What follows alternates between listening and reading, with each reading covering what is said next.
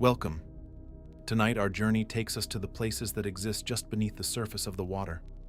Not far from where you are right now, there are cities. Cities with streets and buildings and doorways that have not seen sunlight in thousands of years.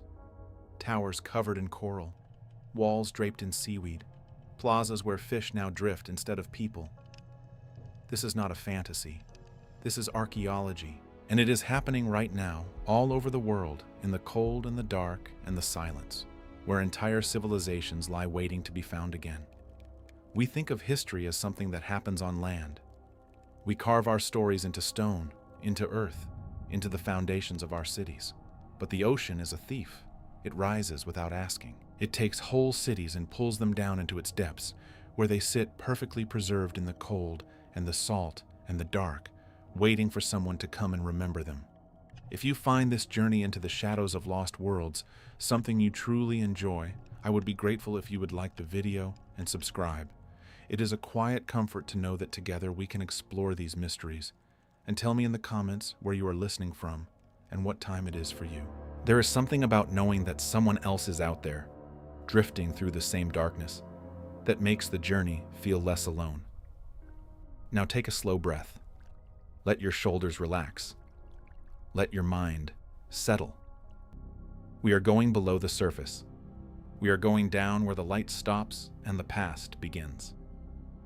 Let us begin with a discovery that changed the way we think about underwater ruins. It happened in 1987, off the coast of Yonaguni, the southernmost island of Japan. A local diver named Kihachiro Aratake was exploring the waters around the island looking for hammerhead sharks when he saw something that did not belong. He was swimming along the seafloor at a depth of about 25 meters, and there, rising out of the sand, was a structure. It was not a rock formation in the usual sense. It was a monument, massive, angular, symmetrical. It had what looked like staircases and terraces and columns and walls. It stretched for hundreds of meters along the ocean floor. It looked, to Aratake, like the ruins of some ancient city, sunken and forgotten beneath the waves. He reported his discovery to the authorities, and soon scientists from all over the world came to see it. What they found was a formation that defied easy explanation. The Yonaguni Monument, as it came to be called, is a massive rectangular structure carved directly out of the sandstone bedrock of the seafloor. It is approximately 50 meters long and 20 meters wide. It rises in a series of stepped terraces, like a giant staircase leading down into the deep. It has straight walls with precise right angles. It has what appear to be pillars and columns. It has a large depression that some have called a pool. And at the base of the monument, scattered on the sand, are what look like fallen stones, as if the structure once continued upward and then collapsed. The moment the scientific community saw the photographs, a fierce debate erupted. A debate that continues to this day. A debate that has become one of the great underwater mysteries of our time. On one side are those who believe the Yonaguni Monument is entirely natural. They argue that the sandstone from which it is carved is sedimentary rock that naturally fractures along horizontal planes. The stepped appearance, they say, is the result of a process called jointing, where the rock splits along flat surfaces due to tectonic stress and weathering. The straight edges and right angles are not the work of human hands, they argue, but the work of geology. Over millions of years, the sea has carved the rock into shapes that only look like architecture. They point to similar formations found on land, where natural rock can sometimes take on the appearance of walls and stairs. On the other side are those who look at the same photographs and see something else entirely. They see deliberate design. They see the work of an ancient civilization that may have carved this monument when the sea level was much lower, during the last ice age, when the island of Yonaguni was connected to the Asian mainland. They point to the symmetry of the structure, the precisely parallel walls, the right-angle corners that run for meters without deviation. They point to what appear to be carved channels and drainage systems. They point to a stone that looks like a giant human face carved in profile, staring out into the empty ocean. The leading voice for the artificial origin theory is Professor Masaki Kimura, a marine geologist at the University of the Ryukyus. Kimura has been studying the Yonaguni Monument for decades. He has made hundreds of dives to the site, and he is convinced that the structure is not natural. He argues that the terraces and steps are too uniform, too consistent, too precisely aligned to be the result of natural fracturing. He has identified what he believes are carved symbols on the stones. He has found underwater caves that contain stalactites, which only form in air, suggesting that these chambers were once above the surface, and he has made a controversial claim about the age of the site. If the monument was carved when the sea level was lower, he argues, then it must be at least 10,000 years old. Perhaps older. 10,000 years. Think about that number for a moment. The pyramids of Egypt are about 4,500 years old. Stonehenge is about 5,000 years old. If Kimura is right, the Yonaguni monument predates them both by thousands of years. It would be one of the oldest structures ever built by human hands, and it would completely rewrite the history of civilization in East Asia. But the scientific establishment is deeply skeptical. One of the most prominent voices against the artificial theory is Robert Schoch, a professor of geology at Boston University. Schoch visited the site and concluded that the monument is almost certainly a natural formation. He argues that the sandstone at Yonaguni has a strong tendency to break along flat horizontal planes, creating the stepped appearance. He points to the presence of numerous straight fractures in the surrounding area that are clearly natural. He argues that the so-called face carving is just a natural rock outcropping that vaguely resembles a human profile, much like the faces we see in clouds. He has stated publicly that he finds no convincing evidence of human alteration at the site. And yet, even Schoch admits that there are features at Yonaguni that are difficult to explain. The monument contains a series of holes and grooves that run in straight lines across the rock. Some of these grooves measure 10 centimeters across and run for over a meter with almost perfect straightness. Natural fracturing can explain some of this, perhaps, but it does not fully explain the regularity, the repetition, the almost machined precision of certain sections. Schoch himself has said that if these grooves were found in an archaeological context on land, they would certainly be considered artificial. And there is another layer to this mystery. Before the discovery of the Yonaguni monument, there were local legends on the island, stories passed down through generations about an ancient city that lay beneath the sea. The people of Yonaguni called it the ruins of the gods. They said that long ago, before the waters rose, there was a great civilization on the land that is now submerged. They said that on certain nights, when the moon was full and the sea was calm, you could see the tops of the buildings glowing faintly through the water. Stories like this exist all over the world. Every culture that lives near the ocean has a myth about a sunken city, a land that was lost, a paradise that was swallowed by the sea. And for most of history, we dismissed these stories as myths, legends made up by people who did not understand the world around them. But now, with the discovery of sites like Yonaguni, we have to ask ourselves a different question. What if the myths are not myths? What if they are memories? What if there really was a time, not so long ago in geological terms, when the sea level was lower and the coastlines were different? What if ancient civilizations really did build cities on land that is now underwater? What if the stories of sunken cities are not the product of imagination, but the echo of a real event passed down through thousands of years of oral tradition? The answer is yes. That is exactly what happened. It is not a theory, it is a scientific fact. During the last glacial maximum, about 20,000 years ago, so much water was locked up in ice sheets that the global sea level was about 120 meters lower than it is today. The continents were larger. Coastlines extended far beyond their current boundaries. There were plains and forests and valleys where there is now ocean. And there were people living on those plains, people who built settlements, people who buried their dead and raised their children and told their own stories about the world. When the ice began to melt and the sea began to rise, those people had to move. Their homes were flooded. Their cities were abandoned. And over thousands of years, the waters covered everything. We know this happened. We have the archaeological evidence from sites like Doggerland, the lost land under the North Sea, where fishermen have pulled up the bones of mammoths and the tools of prehistoric hunters in their nets. We have the evidence from the Black Sea, where a prehistoric shoreline was found 150 meters below the surface, complete with freshwater shells and the remains of human habitation. We have the evidence from the Persian Gulf, where the entire basin was once a fertile valley before the sea flooded it around 8,000 years ago. The question is not whether there are ancient ruins underwater. The question is how many and where and who built them. And this brings us back to Yonaguni.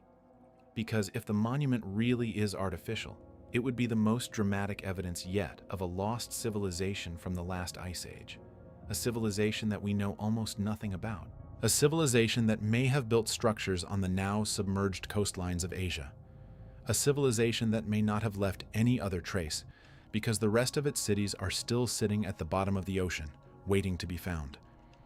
The debate over Yonaguni will not be settled easily. It may never be settled at all, at least not with the evidence we have today. The structure is protected by Japanese law, and excavation is strictly limited. The water is cold and murky, making detailed photography difficult. The sheer size of the monument makes it hard to study in its entirety. And the most important evidence, the evidence of human tools and artifacts that could definitively prove the site was man-made, has never been found. But perhaps that is the point. Perhaps the mystery of Yonaguni is exactly what it appears to be, a natural formation that tricks the eye. Or perhaps it is something far more significant, a first glimpse of a world we have forgotten, a hand reaching up through the darkness from a time before memory. Either way, it is only the beginning. Because Yonaguni is not the only submerged structure that has puzzled scientists. It is not even the most mysterious. All over the world, there are ruins beneath the waves, cities that sank, monuments that were swallowed, structures that should not exist where they are found. And each one tells a story, not just about the people who built them, but about the planet itself. About a time when the world was a different shape. About the slow, relentless power of water to take what it wants and keep it. We are going to visit some of those places tonight. We are going to dive into the lost city of a pharaoh. We are going to walk the streets of a pirate capital that slid into the sea. We are going to explore the oldest submerged city ever discovered, a town that was already ancient when the pyramids were built. We are going to look at underwater structures that may or may not have been built by human hands. And we are going to try to understand what these ruins tell us about ourselves, about our past, and about the future that waits for every civilization that builds too close to the water. Because the ocean is patient. The ocean does not forget, and the ocean is still rising. Let us take another slow breath. Let the weight of the water settle over you. Let the darkness wrap around you like something soft and heavy. We are sinking now. We are sinking down through the layers of history, down past the modern world, down past the ancient world, down to the places where the past sleeps undisturbed. And the first place we are going is Egypt. Not the Egypt, the Egypt of the pyramids and the Sphinx. A different Egypt, an older Egypt. An Egypt that disappeared beneath the waves 2,000 years ago and was only rediscovered in our own lifetime. The city of Thonis Heracleion. For thousands of years, the city of Thonis Heracleion was known only from a few ancient texts. The Greek historian Herodotus mentioned it in the 5th century BCE. He wrote that it was a great port city, a gateway to Egypt, where the Greek hero Heracles first set foot on the African continent. He wrote that it was a city of magnificent temples, of towering statues, of wealth beyond imagination. And then, according to Herodotus, the city simply vanished, swallowed by the sea, lost to history. For 2 millennia, scholars assumed that Thonis Heracleion was a legend, a place that existed only in stories, a myth dreamed up by poets and historians who had never actually been there. Some believed that Herodotus had confused the geography. Others thought the city was a metaphor, a symbol of hubris punished by the gods. The general consensus was that if Thonis Heracleion had ever existed, it was probably a small town that had been exaggerated by the telling. But in the year 2000, a French underwater archaeologist named Frank Godiot proved them all wrong. Godiot had been searching for shipwrecks in the Mediterranean, off the coast of Egypt near the city of Alexandria. He had heard the stories about a sunken city in the area, but he was not certain what he would find. His team was using sonar technology to map the seafloor, scanning the muddy bottom of Abukir Bay for any sign of ancient structures. And then, the sonar showed something large, something regular, something that looked like it had been built. When Gaudio and his team dove down to investigate, they could not believe what they were seeing. Rising out of the murky, silt-laden water were the remains of an entire city. There were temples, there were statues, there were columns, there were stone blocks inscribed with ancient hieroglyphs. There were the remains of ships, dozens of them, preserved in the mud. There was a giant stele, a stone slab carved with the name of the city in both Greek and Egyptian. It read Thonis. The Greek name, Heraklion, appeared on another stone nearby. What Gaudio had discovered was not just one city, but two. Thonis and Heraklion were the same place. The Egyptians called it Thonis. The Greeks called it Heraklion, and it was real.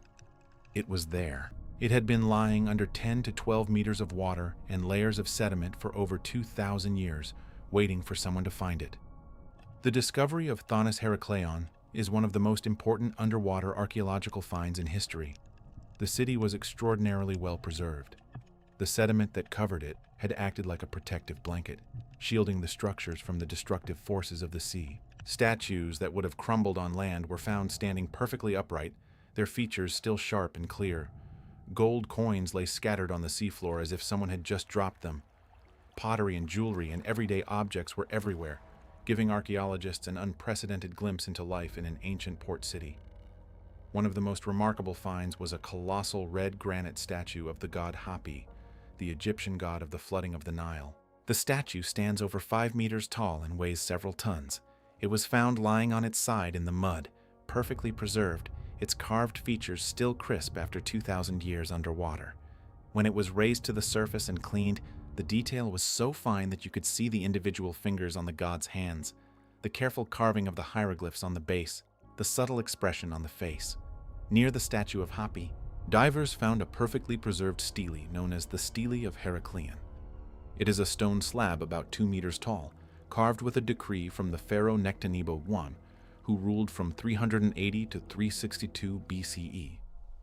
The inscription on the stele is what finally confirmed the identity of the city. Among other things, it mentions the taxes that were collected at the port of Thonis, and it specifically refers to the city of Heraklion. The same city, the same port. And it was signed with a royal seal. This is the power of underwater archaeology. On land, the elements destroy. Wind and rain and sun and time wear everything down. But underwater, especially in a place like Abukir Bay, where the sediment is thick and the water is still, things can survive in a state of preservation that seems almost impossible. The objects found at Thonis Heraklion are not faded or eroded or broken down. They are crisp and sharp and fresh. They look like they could have been carved yesterday. The statues and stelae and coins that Gaudio found are the kind of discoveries that make headlines. But the true value of Thonis Heraklion goes beyond the objects. It lies in what the city tells us about the ancient world, about the connections between civilizations, and about the fragility of human achievement. Thonis Heraklion was a customs hub. It was the mandatory port of entry for all Greek ships coming to Egypt. Before any Greek merchant could trade with the Egyptians, they had to stop at Thonis, pay their taxes, and receive permission to proceed up the Nile. This made the city incredibly wealthy. It was a melting pot of cultures, where Greeks and Egyptians lived side by side, trading goods and ideas. The artifacts found at the site show a blend of both cultures. Greek pottery sits next to Egyptian statuary. Greek inscriptions appear alongside Egyptian hieroglyphs. It was a city of connection, of exchange, of the meeting of two worlds. And then it sank. The sinking of Thonis Heraklion was not a sudden event. It was a slow catastrophe that unfolded over decades, perhaps even centuries. The city was built on a soft, unstable substrate of clay and silt in the Nile Delta. Over time, the weight of the buildings caused the ground to compact and settle. The sea level was rising slowly as the last ice age continued to melt. And then, at some point in the late 2nd century BCE, the combination of natural subsidence, rising sea levels, and possibly a major earthquake caused the ground to liquefy. The buildings, already strained by the weight of the stone, simply collapsed. The entire city slid into the water and was swallowed by the sea. This is the scientific explanation, but there is a more poetic way to say it. Thonis Heraklion was a city built on a foundation that could not hold. It was a city that stood at the meeting point of two worlds, and when the weight of those worlds became too great, the ground gave way. It sank not because it was wicked or cursed or punished by the gods, but because it was built on sand. And the ocean, patient and indifferent, simply took it back. As we drift here in the darkness, floating over the silent ruins of this lost city. It is impossible not to feel a certain kinship with the people who lived here. They were like us. They had their own lives, their own loves, their own worries. They walked these streets. They prayed in these temples. They traded in these markets. They thought their city would last forever. And it lasted, what, a few hundred years? A blip in the vastness of geological time. This is the lesson of Thonis Heracleion. Not a lesson about hubris or punishment.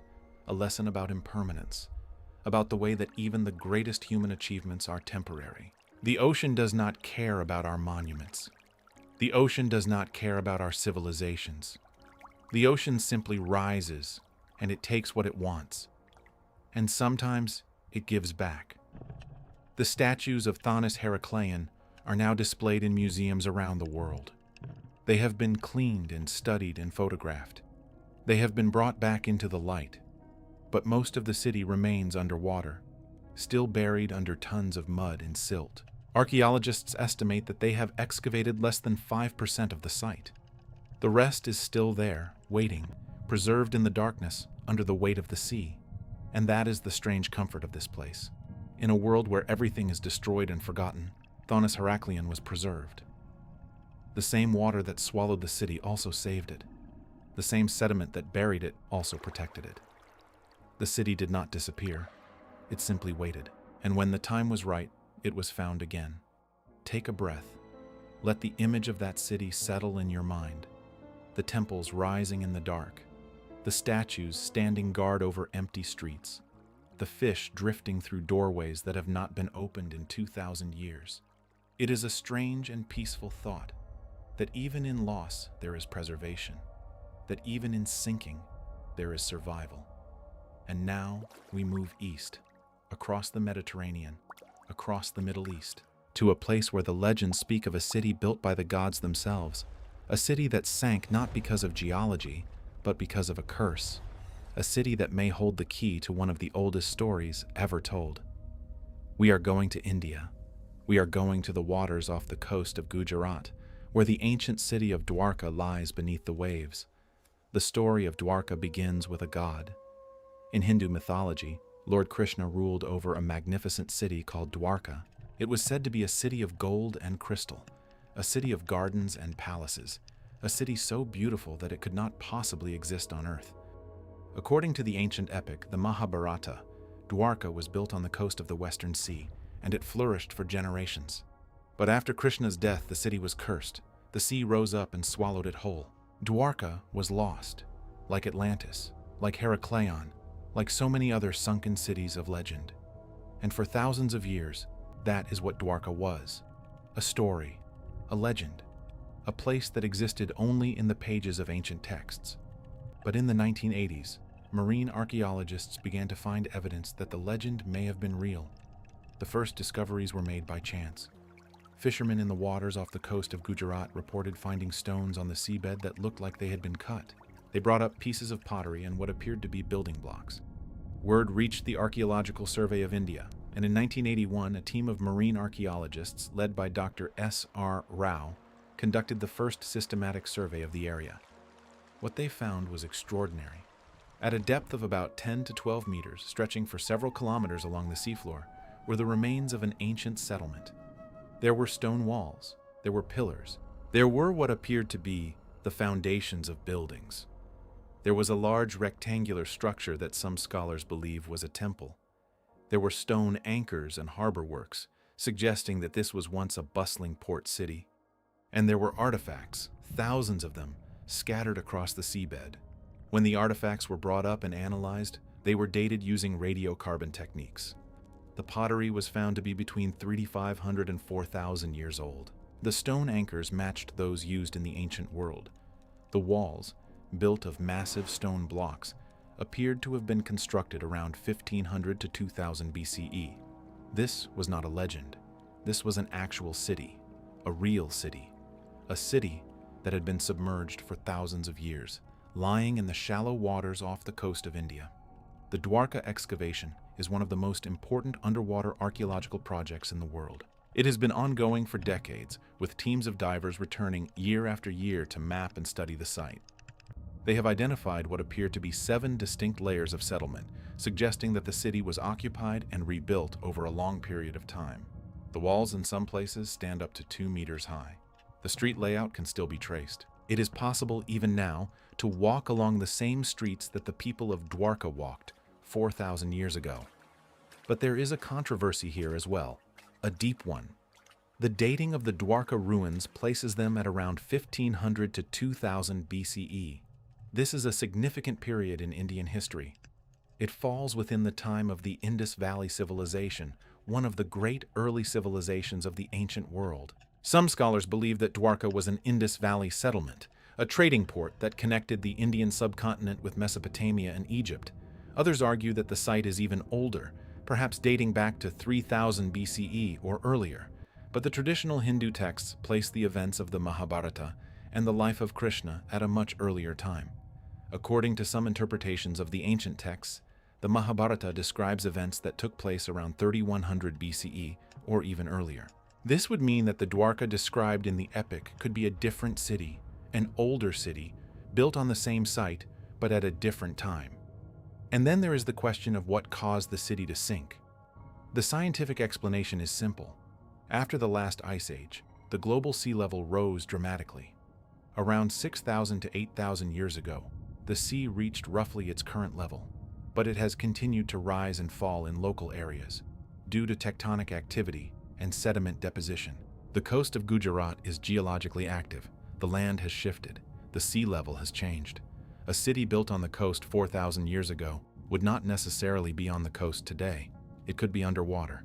The geological explanation is supported by the evidence. The walls at Dwarka show signs of gradual submergence, not sudden collapse. There are no signs of violent destruction, no evidence of an earthquake or tsunami. The city appears to have been slowly inundated over a long period of time, as the sea level rose and the land subsided. The inhabitants would have watched it happen. They would have seen the water creeping higher, year after year, generation after generation, until finally they had to abandon their homes and move inland. But the legend says something else. The legend says that the sea rose up and swallowed the city in a single day, that Krishna warned his people, that the waters came and took everything.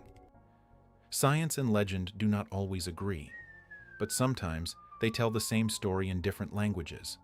A city that sank slowly over centuries becomes, in the memory of its people, a city that sank in a single day. Because in the span of human memory, a century is a long time, but in the span of a civilization, a century is nothing. And the sea, which had been rising for thousands of years, must have felt, to those who lived through it, like a sudden and overwhelming force. The underwater ruins of Dwarka are a place of pilgrimage today. Hindu worshippers come to the site and perform ceremonies over the water, honoring the city of Krishna. And in the quiet of the night, when the wind is still and the water is calm, they say you can still see the outlines of the city beneath the waves, the walls, the towers, the streets.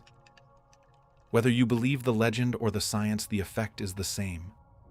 A sense of loss, a sense of wonder, a sense of the vast and mysterious depth of time. Let the image of Dwarka settle in your mind. The stone walls standing in the dark water, the fish swimming through doorways that were built 4,000 years ago, the anchors of ships that traded with lost civilizations now lying still and silent on the seabed. We are sinking deeper now, deeper into the past, deeper into the mystery. And we are going to a place where the line between history and legend becomes even more blurred.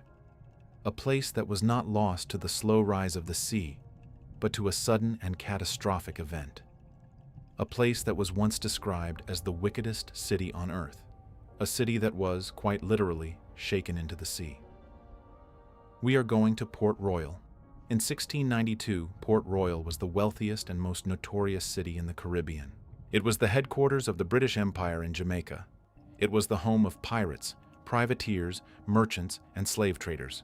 It was a city of gold and rum and violence, a city where fortunes were made and lost in a single night. It was known, to those who had never been there, as the Sodom of the New World, a place of sin and corruption and endless debauchery.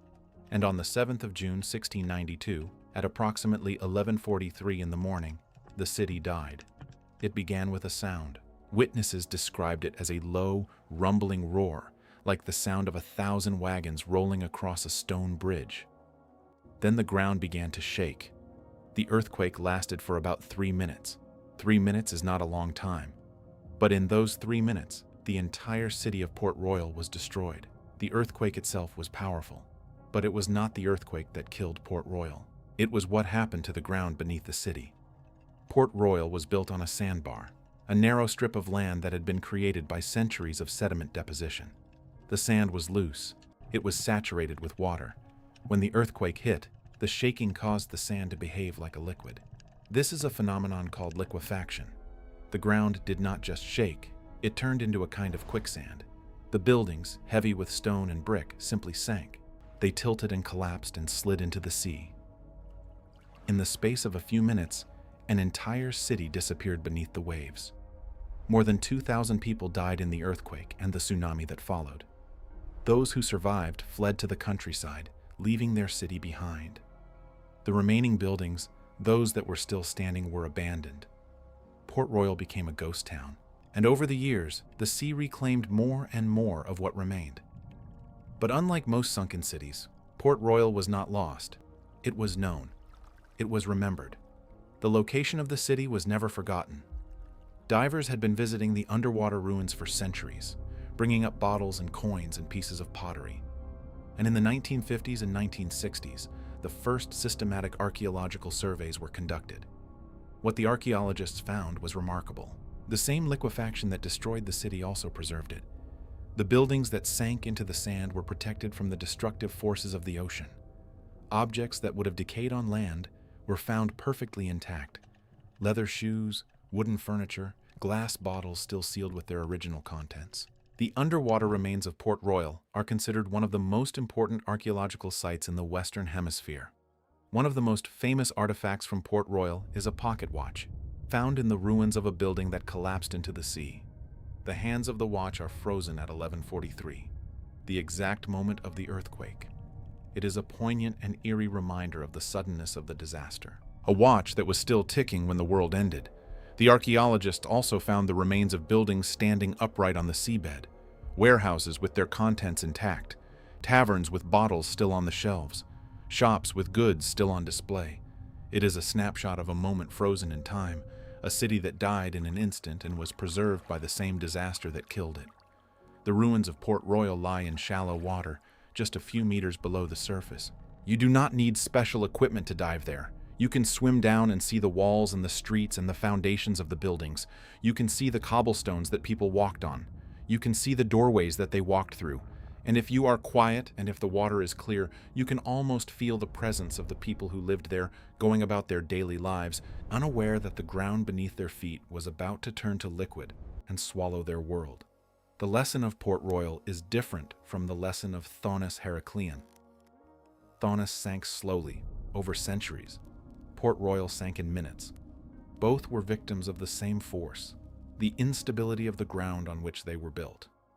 But Port Royal's destruction was sudden, violent, immediate, and there is a strange kind of beauty in that suddenness. The city was preserved exactly as it was at the moment of its death. The artifacts recovered from Port Royal are not faded or worn. They are crisp and fresh. They look like they were dropped yesterday, because in a sense, they were. The city's destruction was so rapid that everything was frozen in place. A time capsule, a moment of history, captured in the mud and the sand and the silence. We are going to keep sinking now, past the pirate city, past the Egyptian port, past the ruins of Krishna's kingdom. We are going deeper into an older world, into a time that predates the pyramids and Stonehenge. We are going to the oldest submerged city ever discovered, Pavlopetri. The name sounds almost lyrical. Pavlopetri, a city built by a civilization that existed before the Greeks. A city that lies at the bottom of the Mediterranean, off the coast of southern Greece, in the waters of the Peloponnese. Pavlopetri was discovered in 1967 by a British oceanographer named Nicholas Fleming. He was surveying the coast of Laconia, looking for geological features, when his sonar picked up a regular pattern on the seafloor. It was not rock. It was not sand. It was something that appeared to have been arranged. When Fleming investigated, He found the remains of an entire Bronze Age city, dating back 5,000 years.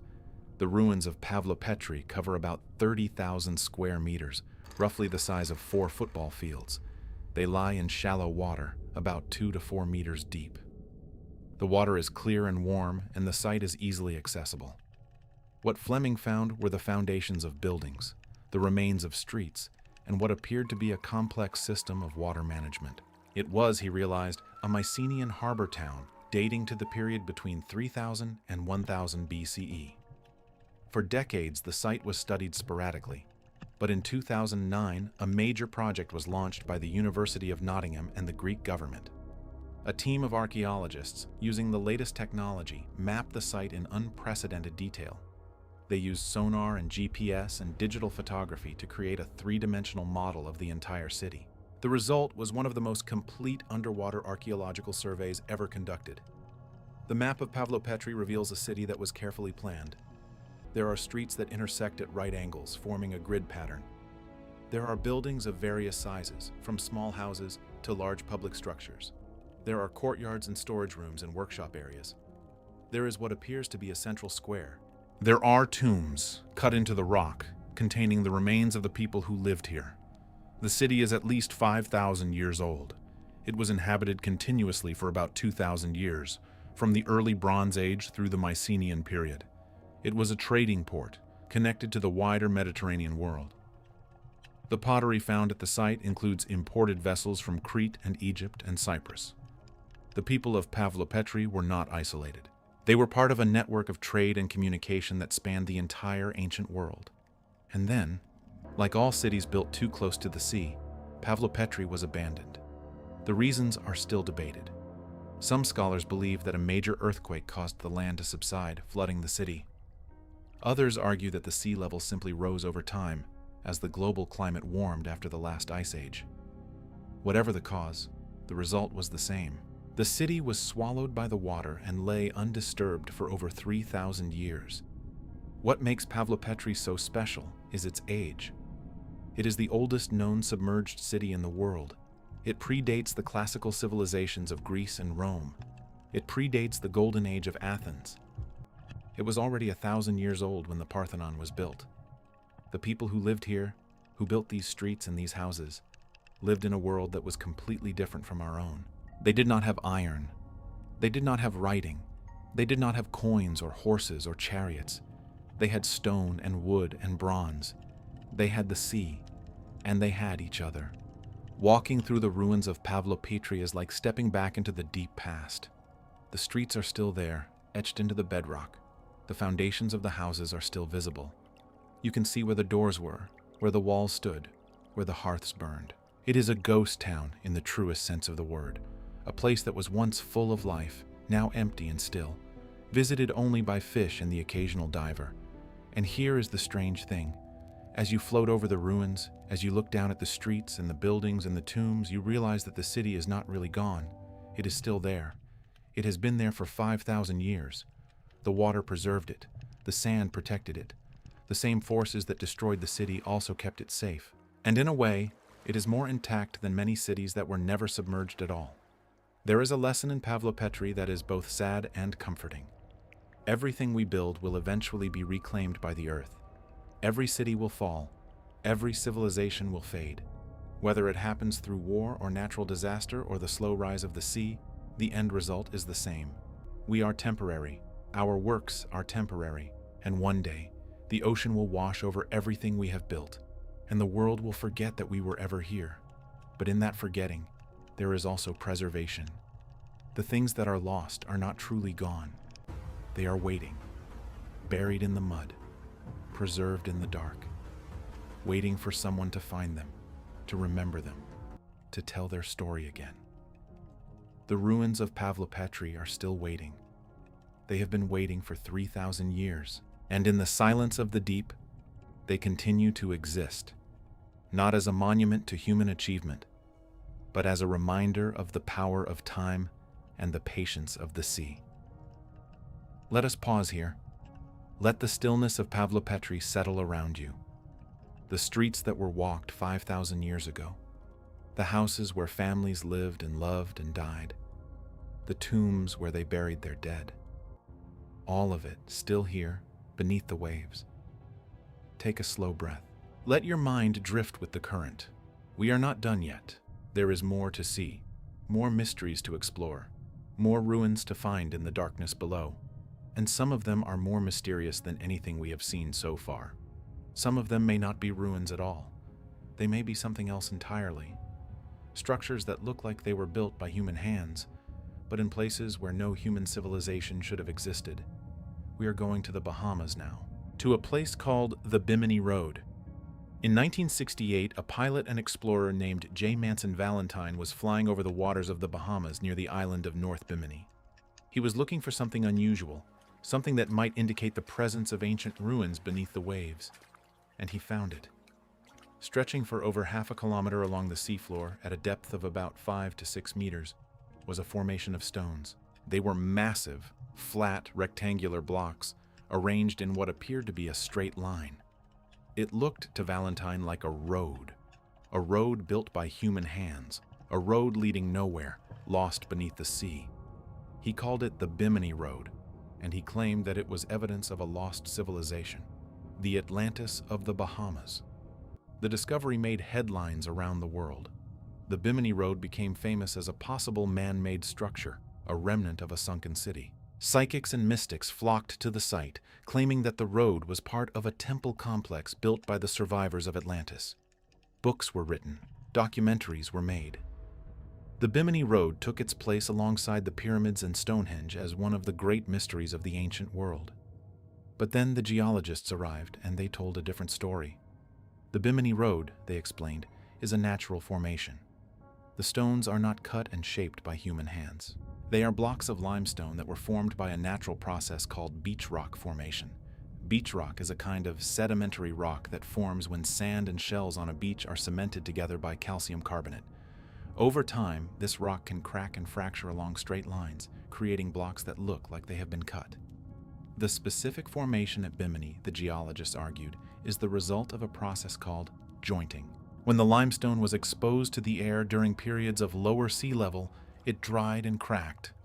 The cracks ran along natural planes of weakness in the rock, creating the straight edges and right angles that Valentine had interpreted as evidence of human construction. Dr. Eugene Shin, a geologist from the United States Geological Survey, studied the site extensively. He argued that the Bimini Road is a classic example of what geologists call a false archaeological feature, a rock formation that looks man-made but is actually natural. He pointed out that the blocks are not uniform in size or shape, as they would be if they had been cut and shaped by human builders. He showed that the supposed road does not go anywhere. It ends abruptly at both ends, as natural formations do, and he demonstrated that similar formations exist in other parts of the Bahamas, on land and underwater, where no one has ever claimed there was a lost city. The scientific consensus today is that the Bimini Road is almost certainly a natural formation, but that has not stopped people from believing otherwise. And there is something interesting in that fact. The human mind is wired to find patterns. We see faces in clouds. We see animals in constellations.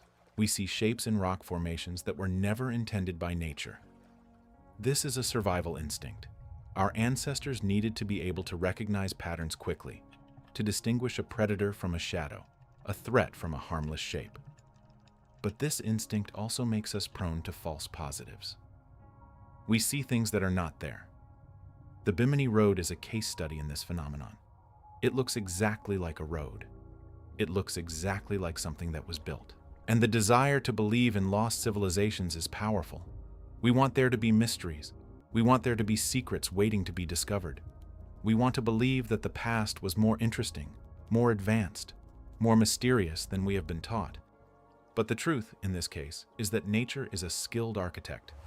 The processes of geology can create structures that look like the work of human hands. The Yonaguni Monument may or may not be artificial. The Bimini Road is almost certainly not. But the fact that we struggle to tell the difference is itself significant. It tells us something about how we see the world. It tells us that the line between natural and artificial is not always clear. It tells us that our desire to find meaning and mystery in the world can sometimes lead us to see things that are not there. But it also tells us something else. something that is often overlooked. The Bimini Road may be natural, but the water that covers it is not natural. It is the result of the same global sea level rise that flooded Thonis Heracleion and Dwarka and Pavlopetri. The Bimini Road was once dry land. It was part of the coastline of the Bahamas, exposed during the last ice age when the sea level was lower. The blocks of limestone that now lie underwater were once part of the beach. They were walked on by animals and, possibly by humans. We know that the Bahamas were inhabited at that time. The Lucayan people, a Taino culture, lived on the islands when the first Europeans arrived. But the Lucayans were not the first inhabitants. There is evidence of earlier settlements, dating back to the Archaic period, around 3000 BCE. And there may have been even earlier inhabitants, people who lived on the islands when the sea level was lower and the land was more extensive. The Bimini Road may not be a road, but the site is still archaeologically significant. It is a reminder that the landscape of the Bahamas, like the landscape of every coastal region in the world, has changed dramatically since the end of the last ice age. Places that were once dry land are now underwater. Places that were once explored and inhabited by ancient peoples are now lost to the sea. And those places may still contain evidence of human activity, artifacts, tools, remains of settlements. The Bimini Road itself may have been a quarry site where ancient people collected stones for building. There is no definitive evidence of this, but the possibility remains open. The site has not been fully excavated. The sediment around the stones may contain artifacts that have not yet been discovered. This is the tension at the heart of so many underwater mysteries. We do not know. We cannot know, not yet. The ocean is vast. The past is deep, and the secrets of the deep are not easily given up. As we float here, in the warm blue waters of the Bahamas, looking down at the stones of the Bimini Road, we are faced with a choice. We can see the stones as a natural formation, a curiosity of geology, or we can see them as a mystery, a puzzle waiting to be solved. Neither interpretation is wrong. Both are valid. The meaning of the stones depends on what we bring to them, and that is perhaps the most mysterious thing of all. Let the water hold you. Let the sunlight filter down through the blue. The stones below you are ancient. They have been here for thousands of years, first on land, then under the water. They have seen the sea rise and fall. They have seen civilizations come and go. They have been called a road, a temple, a myth. They have been studied and argued over and mythologized. And through it all, they have simply remained. Stones, silent, waiting. Take a breath, a slow one. Let the mystery of the Bimini Road settle into your mind, not as a question that needs to be answered, but as a reminder that the world is full of things that defy easy explanation, that nature can imitate art, that the past is not always what we imagine it to be, and that sometimes the greatest mysteries are the ones that never get solved. Now we are going to go deeper, much deeper. We are going to leave the warm waters of the Caribbean and travel to a place that is cold and dark and strange. A place where the water is so deep that sunlight never reaches. A place where the pressure would crush you in an instant. And we are going to look at something that should not be there. Under the waters off the coast of Cuba, at a depth of over 2,000 feet, there is a structure. It was discovered in 2001 by a team of Canadian researchers led by Paulina Zalitsky and Paul Weinsweig using sonar technology to map the seafloor. What they found was something that looked like a city, a complex of geometric shapes, including what appeared to be pyramids, arranged in a symmetrical pattern over an area of several square kilometers. The discovery was met with both excitement and skepticism. The sonar images showed clearly defined shapes with straight lines and right angles. They showed what looked like massive blocks arranged in a grid. They showed structures that appeared to have been built, not formed by nature, but the water was too deep for a proper investigation. The site lies at a depth of over 600 meters, far beyond the range of conventional scuba diving. Only robotic submersibles could reach it, and the cost of such an operation was prohibitive. So the Cuban underwater pyramids remain a mystery, a tantalizing possibility, a question without an answer. Geologists have offered natural explanations for the formations. The seafloor off Cuba is made of limestone, which can dissolve and fracture in ways that create geometric patterns. The shapes seen in the sonar images could be the result of karst topography, a type of landscape created by the dissolution of soluble rocks. Similar formations exist on land, in places like the Singhi de Bemaraha in Madagascar, where limestone has been carved by water into sharp, tower-like structures. But the defenders of the artificial theory argue that the formations are too symmetrical, too organized, too deliberate to be natural. They point to the presence of what appear to be pyramids, structures that are found in ancient civilizations all over the world. They argue that the site could be evidence of a lost civilization that existed during the last ice age, when the sea level was lower and the land that is now the Caribbean shelf was exposed. The Cuban government has expressed interest in further exploration of the site, but so far, no funding has been secured. The underwater pyramids remain a tantalizing mystery, a suggestion of something extraordinary hidden beneath the waves, waiting for the technology and the funding and the will to explore them. And in this, they are like so many other underwater sites around the world, sites that have been discovered but not explored, sites that have been studied but not understood, sites that raise more questions than they answer. There is one story that we have not yet told, a story that hovers over every discussion of submerged ruins, a story that has captivated the human imagination for over 2,000 years, a story that may or may not be a story at all. It may be a memory. We are talking, of course, about Atlantis. The story of Atlantis comes from the Greek philosopher Plato, who wrote about it in two of his dialogues, the Timaeus and the Critias, around 360 BCE. According to Plato, Atlantis was a powerful and advanced civilization that existed about 9,000 years before his own time. It was located on an island beyond the Pillars of Hercules, the ancient name for the Strait of Gibraltar. The Atlanteans were wealthy and powerful. They built magnificent cities with concentric rings of water and land. They had a powerful navy. They conquered much of Europe and Africa, and then, in a single day and night of catastrophic earthquakes and floods, Atlantis sank into the sea and was lost forever. For centuries, scholars debated whether Atlantis was a real place or a fictional invention. Plato himself described it as a true story passed down from the Egyptian priests to the Greek lawgiver Solon, and from Solon to Plato's family. But many scholars believe that Plato invented Atlantis as a philosophical allegory, a cautionary tale about the dangers of hubris and imperial overreach. The debate continues to this day, but there is a third possibility, a possibility that has gained traction in recent years as the evidence for submerged ruins has grown. It is possible that Plato's story of Atlantis, like the stories of Dwarka and the Yonaguni legends, is a distorted memory of a real event, a memory of a time when the sea rose and swallowed a civilization. What could that event have been? There are several candidates. The most popular theory is that Atlantis was inspired by the eruption of the volcano on the island of Thera, now called Santorini, in the Aegean Sea. The eruption, which occurred around 1600 BCE, was one of the most powerful volcanic events in human history. It destroyed the Minoan civilization that lived on the island and generated massive tsunamis that devastated the coasts of the eastern Mediterranean. The eruption caused the center of the island to collapse, creating a caldera that filled with seawater. A civilization was destroyed in a day. An island was swallowed by the sea. The parallels to the Atlantis story are striking. The Minoans were a powerful maritime civilization. They had advanced technology for their time. They were suddenly and catastrophically destroyed, and their disappearance left a lasting impression on the cultures that came after them, including the Greeks.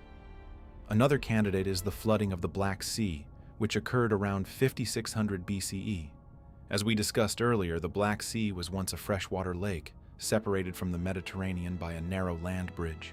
When the sea level rose after the last ice age, the Mediterranean broke through the land bridge, creating a catastrophic flood that inundated vast areas of low-lying land around the Black Sea.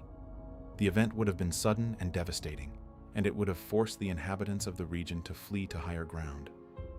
Some scholars have suggested that this flood, which would have been remembered in the oral traditions of the peoples of the region, is the origin of the flood myths that appear in the Bible, in the Epic of Gilgamesh, and in countless other cultures around the world.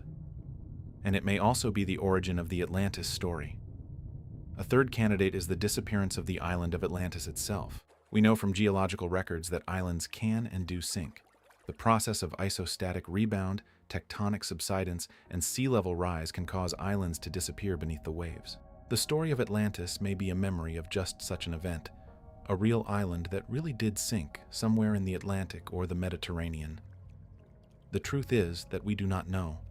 The location of Atlantis, if it ever existed, remains a mystery. Hundreds of theories have been proposed, placing Atlantis everywhere from the Caribbean to Antarctica, from the Sahara to the South China Sea. None of them has been proven. But the persistence of the Atlantis story is itself significant. It tells us that the idea of a lost civilization, a sunken city, a world swallowed by the sea, is deeply embedded in the human psyche. We are drawn to this idea because it resonates with something real, something that happened, something that we have not forgotten, even if we cannot remember it clearly. The search for Atlantis continues. Every few years, someone claims to have found it. New sonar images reveal geometric shapes on the seafloor. New theories are published. New expeditions are launched. And every time, the evidence turns out to be inconclusive. A natural formation, a misinterpretation of data, a wishful thought. But the search does not stop.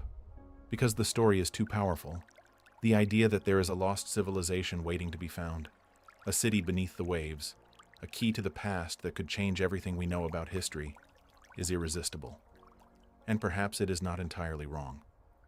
We have seen tonight that there are real submerged cities, real ruins, real evidence of civilizations that were lost to the sea. None of them is Atlantis, but each of them is a piece of the same puzzle, a reminder that the ocean holds more history than we can imagine. The search for Atlantis is, in a sense, the search for ourselves, for our origins, for the story of how we came to be. The ruins beneath the waves are the closest we will ever come to finding that story. They are the fragments of a past that we are only beginning to understand. Floating here in the darkness, above the place where Atlantis may or may not be, we are suspended between myth and reality, between the story we tell and the truth we seek, between the past that we remember and the past that we have forgotten. And perhaps that is exactly where we are meant to be. Let us take a breath, a slow, deep breath. The water around us is dark and still. The weight of the ocean presses down, and below us, somewhere, in the sediment and the silence, the truth lies waiting. Not the truth of a single lost city, but the truth of all the lost cities. The truth of all the civilizations that have come and gone. The truth that everything we build will one day be beneath the waves. Take that in, let it settle into your bones, and now let us rise, not to the surface, but sideways, across the ocean, to a place where the water is warmer and the ruins are of a different kind entirely. The ocean is the largest museum on Earth. It is also the most inaccessible. The number of known underwater archaeological sites is tiny compared to the number that must exist. Every year, new discoveries are made. And every year, the list of unanswered questions grows longer. We are floating now in the darkness above the Cuban site. We cannot see it. The water is too deep, too black. But we know it is there. A pattern on the seafloor. A shape that does not belong. A mystery that may never be solved. There is a strange comfort in this, in knowing that the world still holds secrets, that the past is not fully known, that there are still places that have not been mapped, structures that have not been explained, stories that have not been told. The ocean keeps its secrets well. It buries them in sediment. It wraps them in darkness. It guards them with pressure and cold and silence, and only occasionally does it allow us a glimpse of what lies beneath. We are lucky to have seen what we have seen. The cities, the monuments, the mysteries, and there are more. There are always more. Let us move now, through the deep, across the Atlantic, to a place where the water is warmer and the ruins are of a different kind entirely. A place where an entire Roman city sank beneath the waves, preserved in perfect condition, with mosaics still on the floors and columns still standing upright. We are going to Baiae, the sunken city of Roman emperors. Baiae was not like other Roman cities. It was not a center of commerce or government. It was a resort, a place where the wealthiest and most powerful Romans came to escape the heat and the politics and the noise of Rome. It was famous for its natural hot springs, its luxurious villas, its reputation as a place of pleasure and excess. The emperors loved Baiae. Julius Caesar had a villa there. Augustus, Nero, Hadrian, they all came. They built enormous seaside palaces with terraces and gardens and baths that overlooked the Bay of Naples. They hosted parties that lasted for days. They made Baiae the most glamorous city in the Roman world. And then the ground began to move. The Bay of Naples sits on a volcanic hotspot. The area is geologically active, shaped by the same forces that created Mount Vesuvius and the Phlegraean Fields. Over the centuries, the land has risen and fallen, pushed up by the pressure of magma below, then sinking back down as the pressure subsided. This process, called bradyseism, is slow but relentless. By the 8th century CE, the land around Baiae had sunk so much that much of the city was underwater. The Roman villas, the baths, the terraces, the gardens, all of it disappeared beneath the waves. Baiae was abandoned, its remaining buildings stripped for materials, its memory fading into legend. But unlike many sunken cities, Baiae was not lost. It was known. It was remembered. Local fishermen knew that there were ruins beneath the water. They had seen the columns and the statues in the clear waters of the bay. And in the 20th century, when underwater archaeology became possible, Baiae became one of the most famous dive sites in the world. The underwater ruins of Baiae are extraordinarily well preserved. The water is warm and clear. The ruins are relatively shallow, no more than 10 to 15 meters deep. You do not need special training to see them. You can swim down and touch the marble columns that once stood in the halls of Roman emperors. You can float above the mosaics that decorated the floors of their villas. You can see the statues that they commissioned, the bathhouses where they relaxed, the terraces where they looked out over the sea. One of the most famous structures at Baiae is the Nymphaeum of Emperor Claudius. It is a large, semicircular structure built into the side of a hill, decorated with marble statues and intricate mosaics. It was a place of worship, dedicated to the nymphs of the springs, and it is now completely underwater, its statues still standing, its mosaics still visible, its walls still intact. The statues of the Nymphaeum are among the most remarkable finds from Baiae. They depict mythological figures, gods and goddesses, heroes and nymphs. They were carved with extraordinary skill, the marble still white and smooth after 2,000 years underwater. Some of the statues were removed and placed in museums. Others remain on the seabed, exactly where they were found, as if waiting for someone to come and appreciate them again. Diving at Baiae is like swimming through a submerged museum. The ruins are everywhere. You can see the outlines of entire villas, the foundations of temples, the remains of ancient roads. You can swim through doorways that were built by Roman engineers. You can touch walls that were plastered and painted by Roman artists. It is a direct connection to a world that has been gone for nearly 2,000 years. And there is a strange peacefulness to it. The fish have made their homes in the ruins. The coral has grown over the marble. The seaweed sways in the currents where Roman senators once walked. The city has become a reef, a living ecosystem, a place where nature and history intertwine.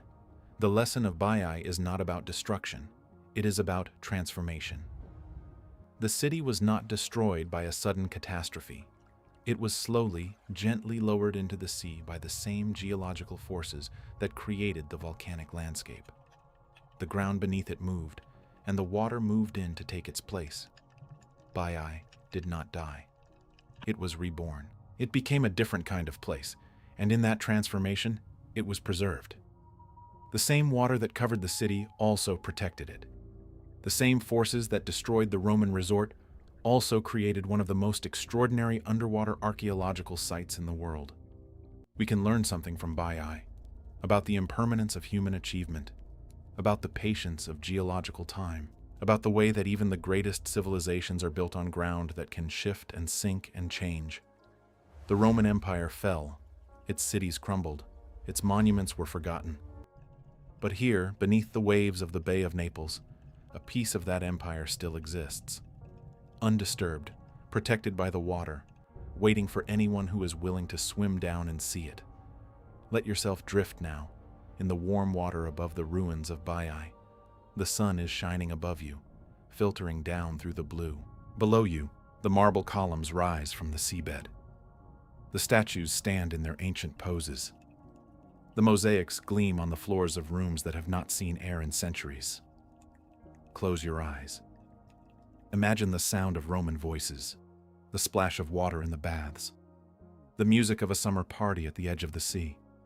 A world that was, a world that is gone, but a world that is still here, in a way, preserved in the stillness beneath the waves.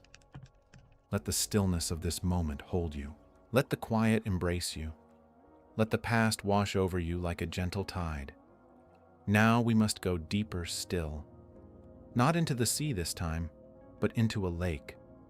A lake that sits high in the Andes Mountains, on the border between Peru and Bolivia. A lake that is sacred to the Incas. A lake that contains ruins older than any we have seen so far. Lake Titicaca, the highest navigable lake in the world and one of the most mysterious places on Earth. At over 3,800 meters above sea level, Lake Titicaca is a cold, deep, and immensely blue body of water. It has been a sacred site for thousands of years. The Incas believed that the god Viracocha rose from the lake to create the sun, the moon, and the stars. They believed that the first humans emerged from its waters. It was, to them, the birthplace of civilization. And in the year 2000, a team of international archaeologists led by the Italian researcher Lorenzo Epis found evidence that the legends might have a basis in truth. Using a remotely operated vehicle, the team explored the depths of Lake Titicaca. At a depth of about 30 meters, they found something extraordinary. A temple, a submerged temple built of stone, with walls and a floor, and the foundation of what appeared to be an altar. The structure was ancient. It predated the Incas. It predated even the Tiwanaku civilization that flourished in the region between 500 and 1000 CE. Carbon dating of materials recovered from the site suggested that the temple was built around 500 BCE, or even earlier. That would make it over 2,500 years old. It would make it one of the oldest structures ever found in the Andes. The discovery was a shock. It had been assumed that the pre-Columbian civilizations of South America were primarily land-based, that they did not build structures in or under the water. The temple at Lake Titicaca challenged that assumption. It suggested that the ancient peoples of the Andes had a relationship with water that was far more complex than anyone had imagined. The temple itself is relatively small, about the size of a single room, but its location is significant. It sits at the edge of a submerged terrace, a flat area that was once dry land. During the last ice age, the water level of Lake Titicaca was lower, and the terrace would have been exposed. The temple was built on the shore of the lake. Over time, as the climate warmed and the water level rose, the temple was submerged. But the archaeologists also found something else, something even more mysterious. On the floor of the lake, near the temple, they found a long, straight structure that appeared to be a road. It was made of stone, and it stretched for several hundred meters, disappearing into the darkness of the deep water. The road was perfectly straight, as if it had been laid out using surveying tools. It did not appear to be natural.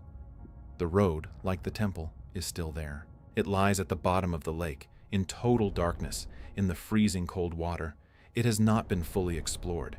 It may lead to other structures, other ruins, other pieces of the puzzle that archaeologists are still trying to assemble. The underwater ruins of Lake Titicaca are a reminder that the past is not where we expect it to be. We think of ancient civilizations as existing on land, in the places that we know and study. But so much of the past lies beneath the water. So many cities and temples and roads are hidden from us, covered by the lakes and seas and oceans that have risen over the millennia. And this is true not only of lakes and seas. It is true of rivers. It is true of swamps. It is true of flooded caves. There are submerged ruins in places that we would never think to look. In the Yucatan Peninsula of Mexico, there are vast underwater cave systems called cenotes that were used by the ancient Maya for ceremonial purposes. These caves are now flooded, but they were once dry.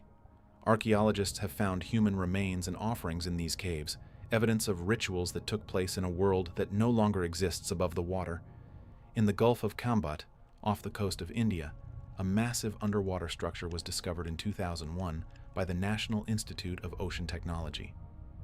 The structure lies at a depth of about 40 meters and extends for several kilometers. It appears to be a complex of geometric shapes, possibly a submerged city.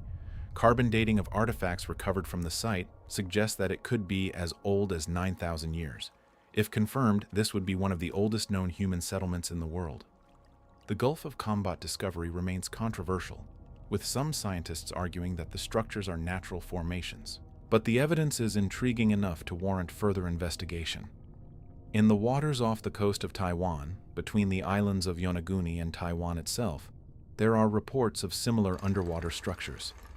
The area is geologically active and has experienced significant sea level changes over the past 20,000 years. It is entirely possible that the now submerged coastal plains of this region contain the remains of prehistoric settlements. The waters around Taiwan have not been systematically surveyed for archaeological sites, but the potential for discovery is enormous. In the Mediterranean, off the coast of Israel, the submerged Neolithic village of Atlit Yam was discovered in 1984. The site lies at a depth of about 10 meters and dates to around 7000 BCE. It includes the remains of houses, wells, and a stone circle. The skeletons of the inhabitants were found in their graves, some of them showing signs of tuberculosis, one of the earliest known cases of the disease. The village was abandoned when the sea level rose and the inhabitants moved inland. Their homes, their wells, their graves, all of it, preserved beneath the waves. In the Black Sea, a team led by marine geologist William Ryan and Walter Pittman discovered evidence of a prehistoric shoreline at a depth of over 150 meters. The shoreline was fresh, with beaches and river deltas, and the remains of freshwater shells. Above this ancient shoreline, they found evidence of saltwater organisms, indicating that the Black Sea had been a freshwater lake before the Mediterranean broke through. The transition, they argued, was catastrophic. The flood would have inundated vast areas of land, displacing thousands of people and creating the conditions for the spread of agriculture and civilization into Europe. The Ryan and Pittman theory, as it is called, has been controversial, but it has also been influential. It has led to a rethinking of the role of catastrophic flooding in prehistory. It has shown that the flood myths of the world, long dismissed as legends, may have a basis in real geological events, and it has raised the possibility that there are more submerged ruins in the Black Sea than anywhere else on Earth. The Black Sea is unusual in that its deep waters are anoxic, meaning they contain no oxygen. Without oxygen, organic materials do not decay. Wood, cloth, leather, even human remains could survive for thousands of years in the oxygen-free depths of the Black Sea. If there are sunken cities down there, they could be preserved in a state of near-perfect condition. Several expeditions have been launched to explore the Black Sea for submerged ruins.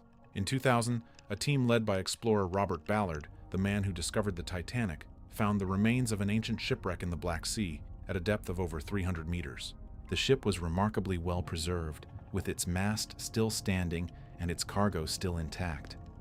Ballard described it as the most perfectly preserved ancient shipwreck ever found. If a ship can survive in such perfect condition, what about a city?